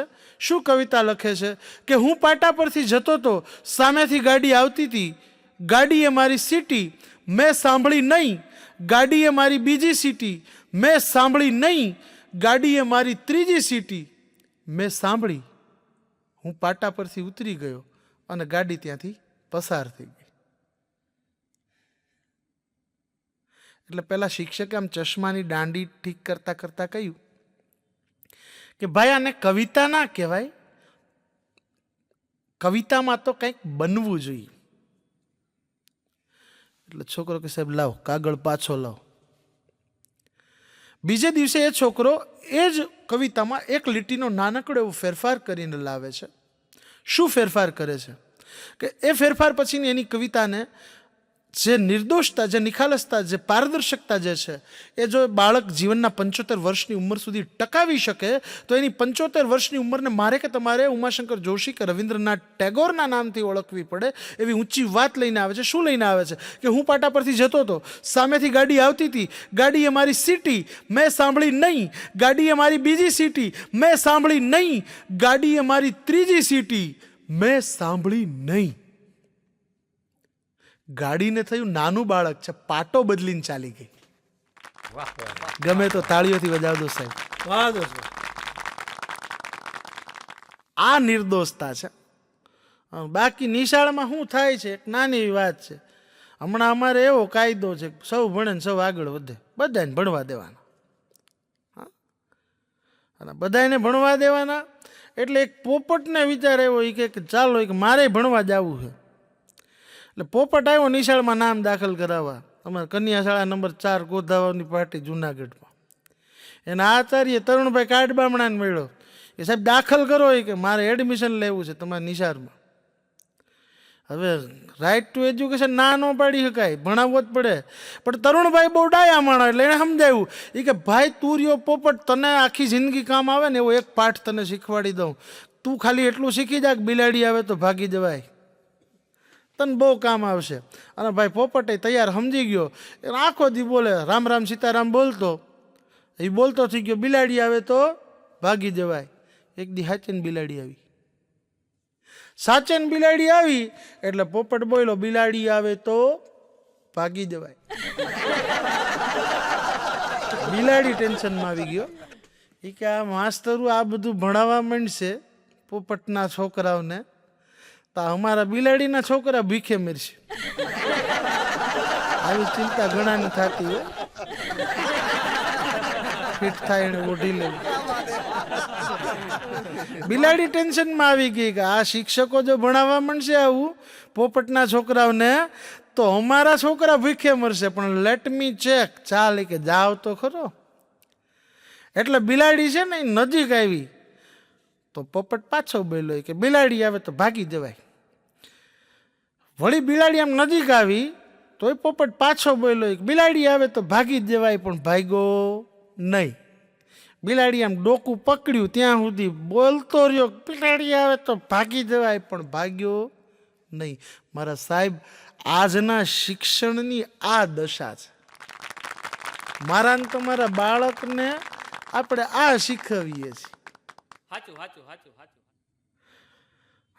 બાળકને બ્રેડ ખાવી ગમે છે, પણ બ્રેડનો લોટ, બ્રેડનું અનાજ ક્યાં પાકે છે એ ખબર નથી. કેળા ભાવે છે પણ ક્યાં થાય છે એ ખબર નથી. શિક્ષણની વાત કરતા હતા ને તો યાદ આવ્યું, એક જગ્યાએ પાટિયું માર્યું હતું દુકાને. એ કે હોસ્પિટલ તરફ જવાનો રસ્તો, અને પછી નીચે વધારાની નોંધ લખી હતી. એ કે અભણ માણસોએ બાજુમાં પાનની દુકાને પૂછવું. હું ઘુમરીએ તો અભણ હોય અહીંયા વાંચી શકવાનું છે, પાનની દુકાને પૂછવાનું. આ શિક્ષણ. બોર્ડની વાત નીકળી એટલે મને યાદ આવે, અમારે એક બસ સ્ટેન્ડની બાજુમાં પાનની દુકાન. એટલે જે હોય ને અહીંયા આવીને પૂછે એ કે જામખંભાળિયા જવાની બસ નીકળી ગઈ, કોક કે જખોવાળી છે કે બાકી ગઈ. પૂછપરછની બારીએ ન પૂછે ને એટલી પૂછપરછ પાનની દુકાને થાય. કંટાળી ગયો પાનવાળો. એણે બોર્ડ માર્યું એ કે બસ અંગેની કોઈ પણ પૂછપરછ અહીંયા કરવી નહીં, આવું એક બોર્ડ માર્યું. તો બધા આવીને પૂછવા માંડ્યા તો ક્યાં કરવી. માણાને કઈ પૂગાય નહીં. ભણતર કરતા જો કોઈ ચડિયાતી વસ્તુ હોય ને ગણતર છે. ગામડે ગામનો એક અભણ માણસ, હવે એ ગામમાંથી એક પાઇપલાઇન પસાર થતી હતી, અંડરગ્રાઉન્ડ ટેલિફોનના તાર કાઢતા હતા. હવે તારનું ફિટિંગ થયું ને પછી કંઈક જે પ્રોબ્લેમ આવ્યો વળાક કે એના હિસાબે, એટલે બધા મૂંઝાણા. એ કે આમાંથી હવે વાયર કેમ પસાર કરવો, ફરીથી બધું ખોદવું પડશે. તો એક બધા એન્જિનિયરો, બધા ઇલેક્ટ્રોનિક્સના આઈસી વાળા ખડકાઈ ગયા. એ બધા ચિંતાતુર હતા. તા એક બાપા આવ્યા કે નીકળે તો જાય, પણ કે 500 રૂપિયા થાય. બોલો કે બાપા જવા દો નહીં, કે ખોટી માથાકૂટ કરો માં, કે અમે એટલા એન્જિનિયર આટલું ભણેલા 5-5 વર્ષ. કે બાપા કે 500 થાય તો ઓલા કે ટ્રાય કરો. તે બાપા ક્યાંકથી અવડી ગુંદડી પકડીને લાવ્યા, એને પૂછડે વાયર બાંધીને જવા દીધી. ગુંદડી આરપાર નીકળી ગઈ, ભેગો વાયર આ કોઠા. હમણાં એક બસ સ્ટેન્ડમાં ઘણા માણસો કેમ કડે જડાવીની વાત કરું. બસ સ્ટેન્ડમાં એક ભાઈ ભેળા થયા. ભાઈ ભેળા થઈને મને તરત કે કેમ છો તરુણભાઈ, કે તમે તો એ કે ઠીંગણા હતા, લાંબા થઈ ગયા, પાતળા હતા, જાડા થઈ ગયા, ગોરા હતા, કાળા થઈ ગયા, એ કે તમે બિલકુલ બદલાઈ ગયા. મેં કીધું મારું નામ તરુણભાઈ નથી, રાજુભાઈ છે. લે બોલો, એ કે નામે બદલી નાખ્યું.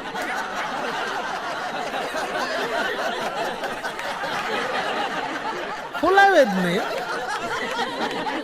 એક જણો છે ને આમ બસ હાલી જતી, બસ હોલ્ટમાં ઊભી રહી, ખિસ્સામાં જોયું ખાવા તમાકુ મરે નહીં.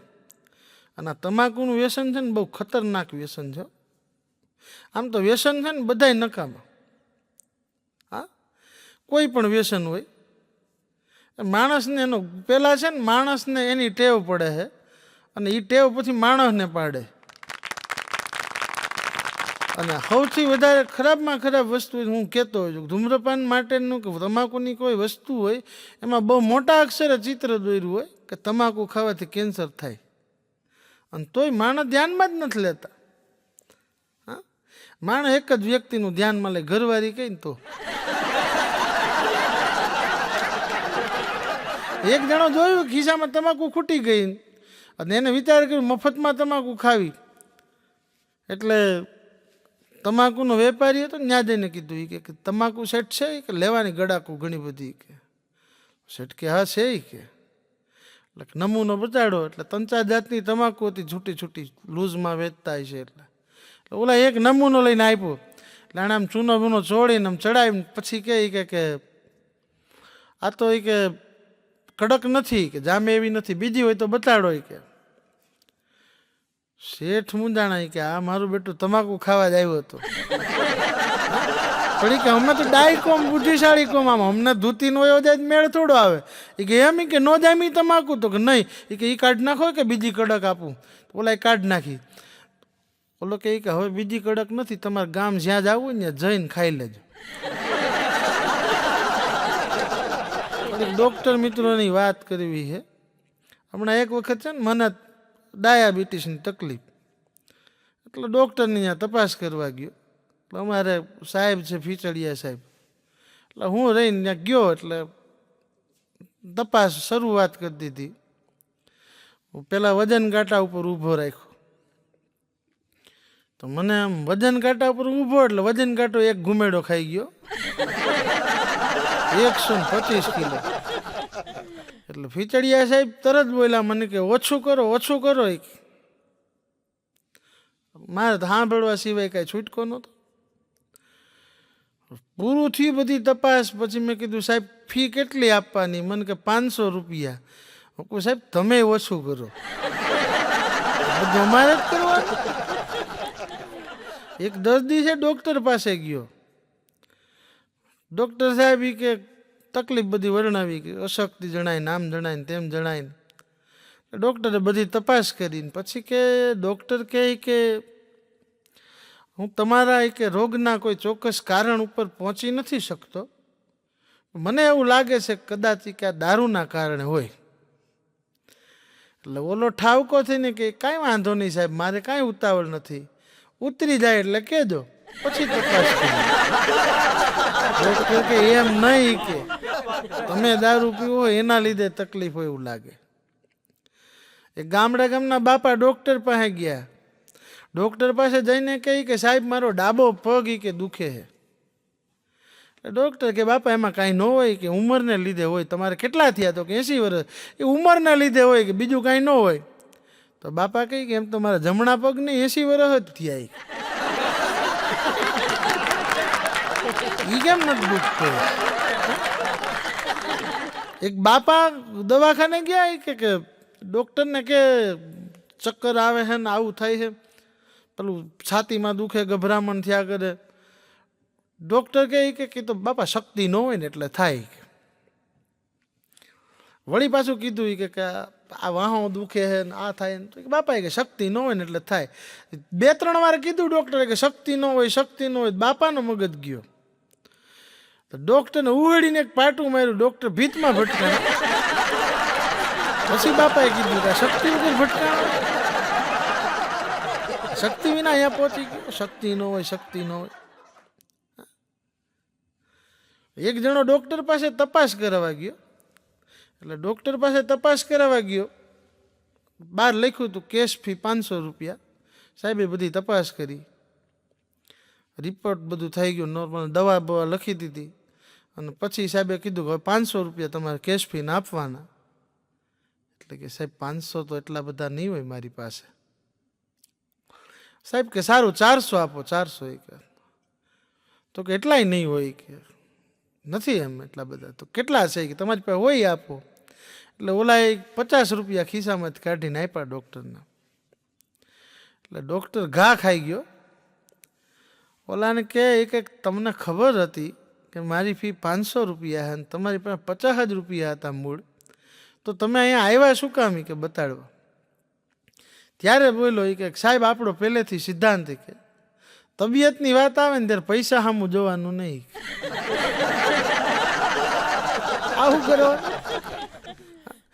હું ડાયાબિટીસની વાત કરતો હતો એકવાર તપાસ કરાવવા ગયો ને એટલે મેં બધી કમ્પ્લેન લખાવી આવું તકલીફ થાય છે હાથ દુખે છે પગની પીંડી દુખે છે એટલે ડૉક્ટર મને કહે કે મને કંઈ આમાં ચિંતા કરવા જેવું લાગતું નથી મેં કીધું સાહેબ તમને આ બધું થતું હોય ને તો મને કાંઈ ચિંતા કરવા જેવું ન લાગે, આ તો મને થાય છે એટલે મારે ચિંતા કરવી પડે. વળી પાછા મને કહે કે આપણે રિપોર્ટ કરાવી લઈએ. હું કહું આપણે એટલે તમે ભેગા આવવાના છો લોહી દેવા? રિપોર્ટની વાત નહીં. આપણા ગુજરાતી બૈરાઓને ખાસ ટેવ હોય, એ કોઈ પણ પેકિંગ આવ્યું હોય ને ક્યારેય ફેંકી નહીં દે. હા, તમે ઘરમાં એપલ જ્યુસની બાટલી લાવ્યા હોય તો એ બોટલ છે ને એ હાંચવીને પછી એમાં વરસ સુધી તલનો મુખવાસ ભરીને રાખશે. ટમેટો કેચઅપની બાટલી હોય છે તેમાં શરબતના શીશા બનાવશે.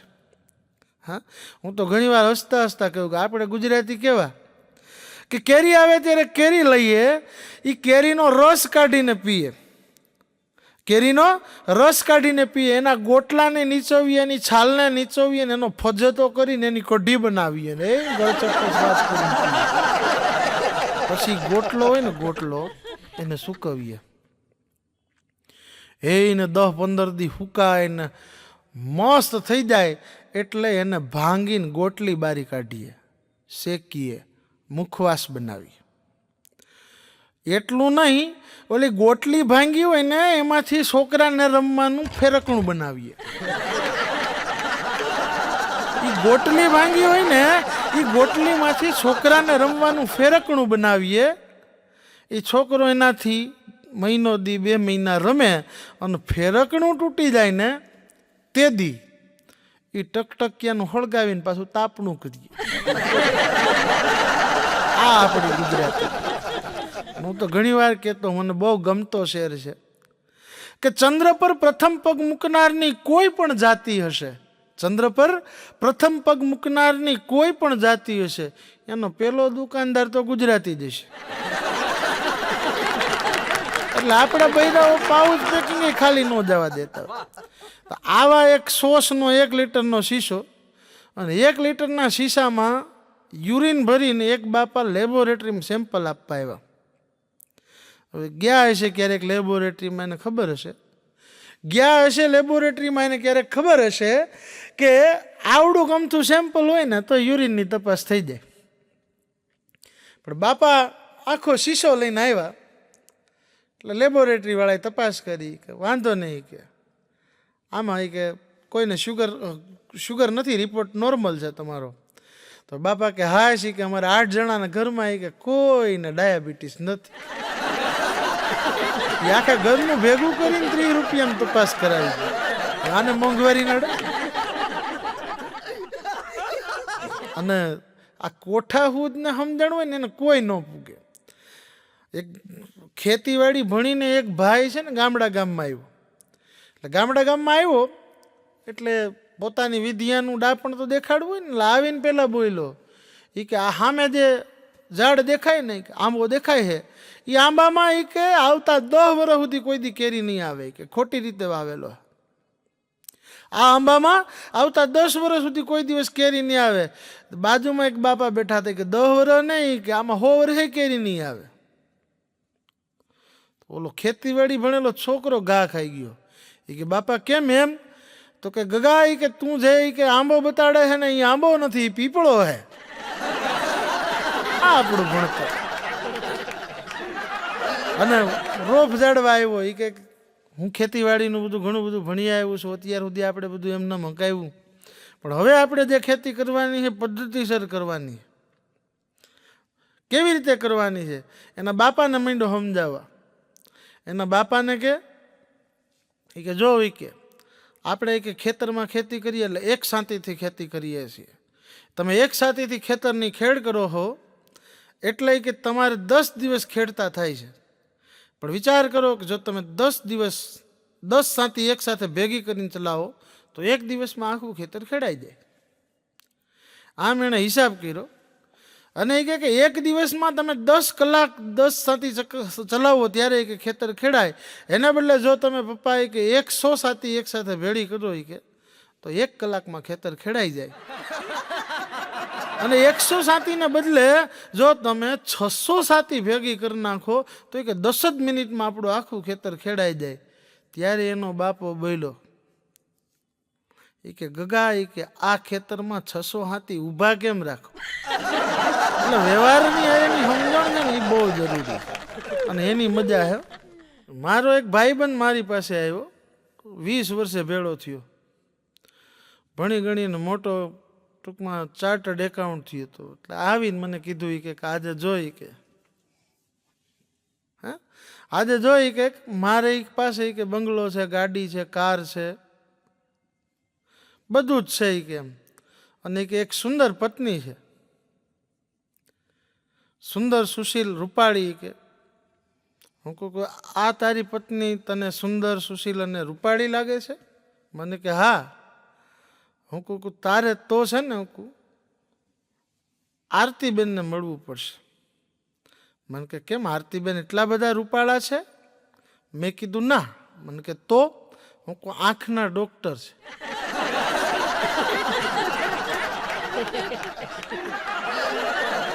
એક વખત મારી ઘરવાળી મારી પાસે આવી, મને કે છાપું આપો તો. અને મને કોઈ હવારમાં છાપું માગે ને એટલે મગજનો ઘા થાય. મેં કીધું શાંતિથી વાંચવા દે, તને ફોન લઈ દીધો હે, ફોન ક્યારે કામ આવશે? કે ફોનમાં છાપું હોય, છાપાની જેમ જ કામ આપે, લઈ લે ફોન. થોડીક વાર થઈને રસોડામાં ધાડ દઈને અવાજ આવ્યો. મેં પૂછ્યું શેનો અવાજ આવ્યો?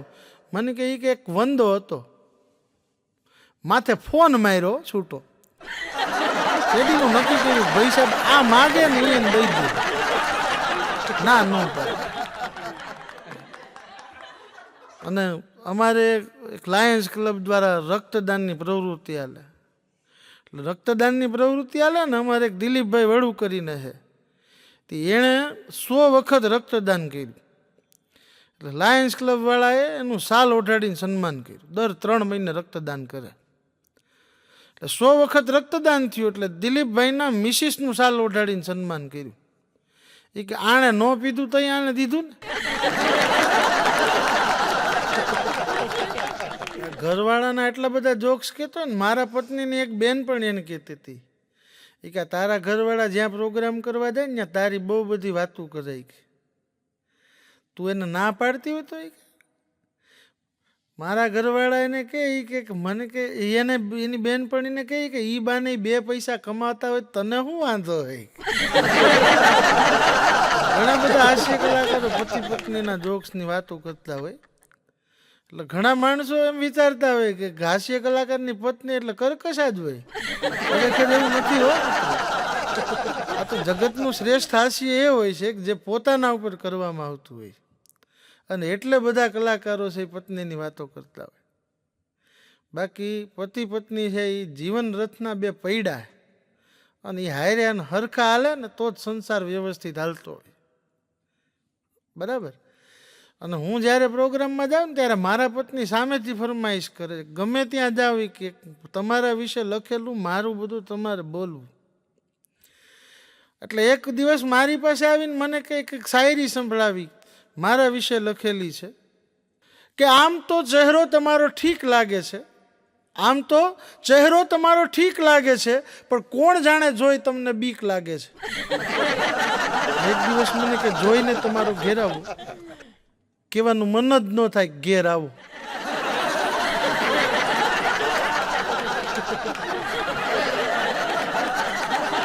એક વાર બીજા કવિની પંક્તિ લઈને આવે મનોજભાઈ, કે દરિયામાં હોય એને મોતી કહેવાય, કે દરિયામાં હોય એને મોતી કહેવાય, તો આંખોમાં હોય એને શું લે કે હવે તું.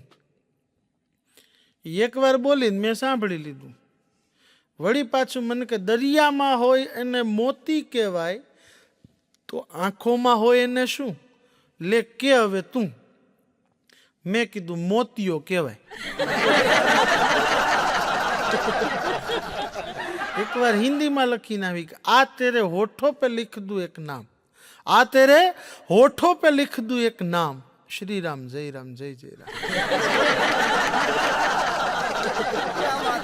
મને કહે કે શું તમારી ચાલ, શું તમારી ચાલ ને શું તમારી અદા. વાવા તો કહેજો. કે શું તમારી ચાલ ને શું તમારી અદા, તમે મારા ભીમ ને હું તમારી ગદા. આવી તો શાયરી. એકવાર મારા સસરા મને કહેતા હતા કે મારી કે ગાય જેવી દીકરી તમને આપી. મેં કીધું એ વાત સાચી છે, પણ મારકણી ગાય છે.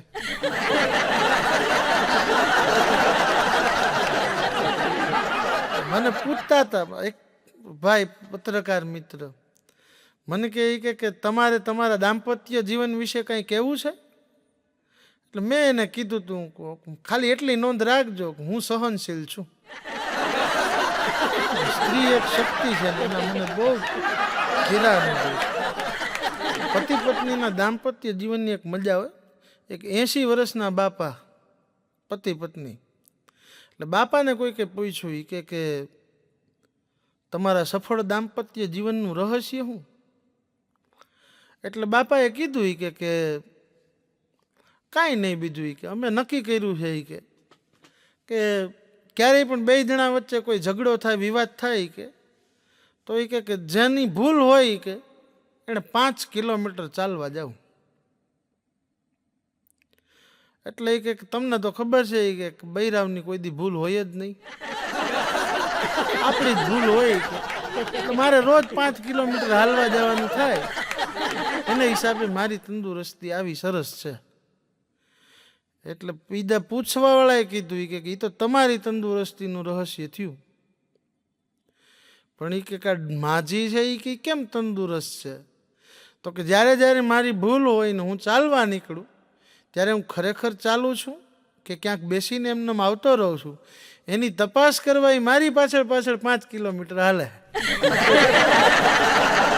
એના હિસાબે એ તંદુરસ્ત. 100 વર્ષના બાપા થયા શતાયુ. એ શતાયુ બાપાને પત્રકારો પૂછવા થયા કે પત્રકાર જઈને કે બાપા તમારી તંદુરસ્તીનું રહસ્ય શું? તમે આટલું લાંબુ જીવાય કે લાંબુ જીવવા માટે શું કરવું? તો બાપા કહે મેં એક જ સિદ્ધાંત રાખ્યો કે કોઈની આમે દલીલ ન કરવી. એટલે પત્રકાર કે બાપા કંઈ સાવ એવું ન હોય કે બીજું કંઈક કારણ હશે? બાપા કે તો હશે, એમાંય દલીલ શું કામ કરવી એમ. પણ સમજણ વગરનું જીવવું, ભલે જીવો વર્ષ 1000, સમજીને જીવો ઘડી બે ઘડી તો આખું પાર. એટલે સમજણ સાથે કેટલું જીવાય મહત્વનું જ નથી, પણ કેવું જીવાય ને એ બહુ મહત્વનું છે. આ પ્રોગ્રામ હાલે છે એ કેટલી મિનિટ હાલે એ મહત્વનું નથી, પણ કેવો હાલે ને એ મહત્વનું. હા, હું જોક્સ કહું, કેટલા જોક્સ કહું એ મહત્વનું નથી, પણ તમને કેટલી મોજ આવે છે ને એ મહત્વનું છે. અને એક બહુ ગમતી આઈટમોમાં ઘણી બધી જગ્યાએ તમે ઘણી બધી વસ્તુ સાંભળી હશે. મારી એક પ્રિય આઈટમ છે. આમ તો અમે હાસ્ય કલાકારો છે, બને ત્યાં સુધી કોઈ દુઃખદ પ્રસંગે કોઈના ઘરે જતા નથી, કારણ કે નહીં ને વળી અમારાથી કંઈક આડાવડું બોરાઈ જાય તો તકલીફ થાય. હા, અને આ બોલવામાં બહુ ધ્યાન રાખવું પડે. અમારે એક મિત્ર છે મુનો. હવે મુનો એક જગ્યાએ ખરેખરે ગયો અને પૂછ્યું કે શું થયું તું બાપાને? એટલે ઘરવાળાએ કીધું કે આમ તો કાંઈ નહોતું. તો મુનો બોલ્યો કે કાંઈ નહોતું તો બાપા ગુજરી કેમ કરતા ગયા? કંઈક તો હશે, હા એમને ન હોય. ઘરવાળા કે કહીએ છીએ સાંભળો તો ખરા પેલા. એ કે આમ તો કાંઈ નહોતું. કે બાપા કે કૂવા ઉપર મશીન ચાલુ હતું ત્યાં જોવા ગયા. કે એમાં પાણો છટકો એટલે બાપા કૂવામાં પડ્યા. ત્યારે મુનો બોલે કે તો બાપા ગાતતા ગયા છે ને. મુનો કેવો નમૂનો. પણ હું વાત એ કરતો હતો કે બને ત્યાં સુધી અમે હાસ્ય કલાકારો છે ને દુઃખદ પ્રસંગે બહુ જરૂરી હોય તો જ જઈએ, બાકી જવાનું ટાળીએ. પણ એક જગ્યાએ મારે જવાનું થયું, એટલે જઈને મેં પૂછ્યું, હું કહું શું થયું તું બાપાને? કે આમ તો બાપાને કાંઈ નહોતું. કે આરામ ખુરશીમાં સૂતા હતા. હું કે બાજુમાં હિંડોળા ઉપર બેઠો બેઠો છાપું વાંચતો હતો. મેં બાપાને બૂમ પાડી, દાદા. દાદા કાંઈ બોલ્યા નહીં. મેં દાદાને બીજી બૂમ પાડી કે દાદા, તોય દાદા કાંઈ બોલ્યા નહીં. મેં દાદાને ત્રીજી બૂમ પાડી કે દાદા, તોય દાદા કાંઈ બોલ્યા નહીં. એટલે મેં કીધું શું દાદા પછી આરામ ખુરશીમાં સૂતા સૂતા જ? તો કે ના, એ કે થોડીક વાર રહીને એની મેળે મેળે બોલ્યા કે ગગા શું કામ છે, તું શું કહેતો હતો? મેં કીધું પછી?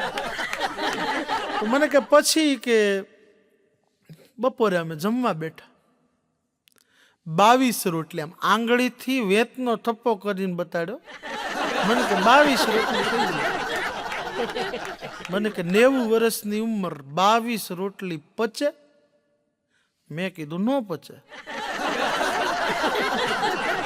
22 રોટલી ખાઈને મને કે સૂતા.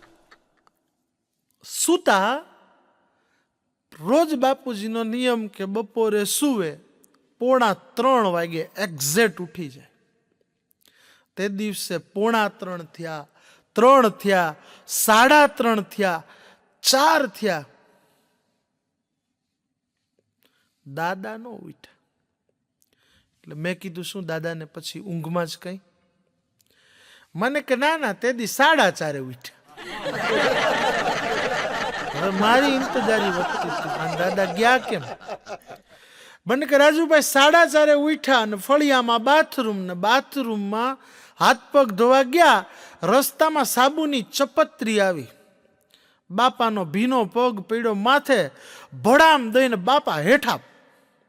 મને કે 90 વર્ષની ઉંમર, રાજુભાઈ એકે હડકું હાજુ રે ખરું? મેં કીધું ન રે. મને કે બાપાને કાંઈ નહોતું. હું મૂંઝાણો. મને કે બાપાને કાંઈ ન થયું. મેં કીધું પછી? મને કે પછી બસ કે રસોડાનો પંખો બંધ હતો કે, એટલે હું રહીને 5 વાગે પંખો રિપેર કરતો હતો. લાઇટના 2 છેડા વાયરના ખુલ્લા, બાપાએ આવીને દોડીને 2 વાયર પકડી લીધા. એટલે મેં કીધું શું પછી બાપાને ઇલેક્ટ્રિક શોક લાગ્યો ને દાદા એક્સપાયર્ડ થઈ ગયા? મને કે ના ના, લાઇટ વહી ગઈ. ખરેખર હવે હું તો કંટાળ્યો કહું, આના દાદા તો બ્લેક હ્યુમર છે. કોઈના મૃત્યુ સ્વજનના અવસાન ઉપર હાસ્ય ન હોય, પણ ખરેખર હું દિલથી કહું છું, મને તે દિવસે વિચાર આવ્યો કે આના બાપુજી ખરેખર ગયા કેમ? એટલે મેં આગળ પછી મને કે પછી રાત્રે કે મારે જમવું નથી. બપોરે 22 રોટલી ખાધી, જમવું નથી કે શેર દૂધ બનાવીને પીધું. પછી કે ખારી સિંગ પડી હતી, મુઠ્ઠી ખારી સિંગ ખાધી.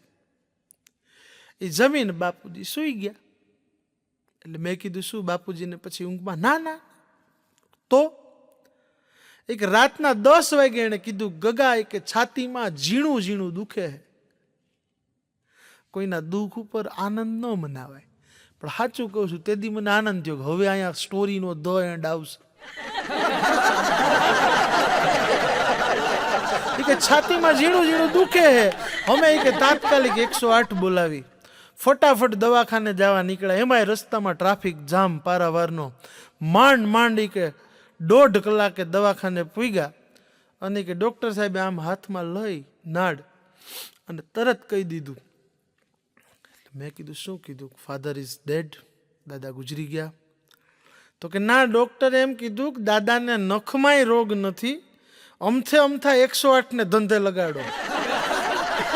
ધરમથી કહું છું, જાણ્યા વગર આવતો બાપા તમારો ધર્મ કૃપાળુ પરમાત્મા તમારા દાદાના આત્માને શાંતિ આપે પ્રાર્થના. પણ એક બે નાની કાવ્ય પંક્તિની વાત નીકળી એટલે અંતમાં મારે એક કાવ્ય પંક્તિ કહેવી છે.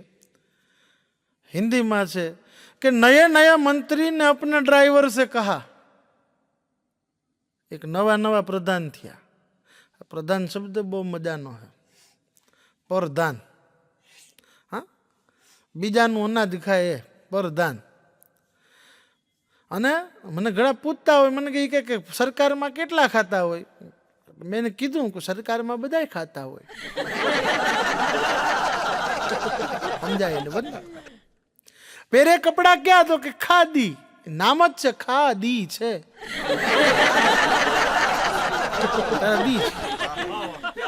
ગાંધીજી જેવા નેતાઓ હતા આ દેશમાં, સરદાર વલ્લભભાઈ પટેલ જેવા નેતા કે જેના અડગ નેતૃત્વનું 182 મીટરનું સ્ટેચ્યુ ઓફ યુનિટી ઊભું છે. ગાંધીજી છે ને એક વખત એક કેસ લડતા હતા.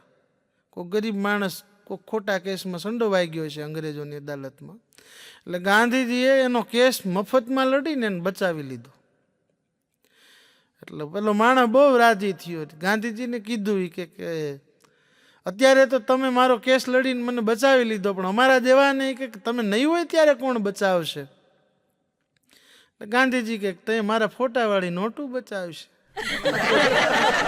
પણ एक नए नए मंत्री ने अपने ड्राइवर से कहा कि आज कार हम चलाएंगे. ड्राइवर बोला हुजूर हम तो उतर जाएंगे. ड्राइवर बोला हुजूर हम तो उतर जाएंगे, एक बार चला कर तो देखिए आपकी आत्मा भी हिल जाएगी. ये कार है, सरकार नहीं जो भगवान के भरोसे चल जाएगी. અને આ રશિયાના વડાપ્રધાન નિકિતા ખુશ્ચેવ એક વખત ભારત આવ્યા. 21 દિવસની લાંબી મુલાકાત, વર્ષો પહેલાની વાત છે. અને 21 દિવસની મુલાકાત પૂરી કરીને પછી જ્યારે પાલન હવાઈ નથી જતા ત્યારે એને બહુ સરસ વાત કીધી. એ કહે કે હું આ ભારત દેશમાં આવ્યો, એ પહેલાં હું ઈશ્વરમાં નહોતો માનતો, નાસ્તિક હતો. પણ જ્યારે હું 21 દિવસની આ ભારત યાત્રામાંથી પાછો જાઉં છું ત્યારે મને ઈશ્વર ઉપર વિશ્વાસ બેઠી ગયો કે આ દુનિયામાં ઈશ્વરનું અસ્તિત્વ છે, ભગવાન છે. કારણ કે જો ભગવાન ન હોય ને એ કે આવડો મોટો દેશ હાવ ભગવાન ભરોસે હાલે કે? પણ અંતમાં એટલું જ કહીશ कि आखिर में मैं आपको एक शायरी सुनाने जा रहा हूँ. आखिर में मैं आपको एक शायरी सुनाने जा रहा हूँ, आप गौर से सुनिए. मैं आपको एक शायरी सुनाने जा रहा हूँ, आप गौर से सुनिए. मुझको तो अब याद नहीं आती, अब किसी और से सुनिए. वंदे हास्यम. जय माता जी, जय श्री कृष्ण. आभार.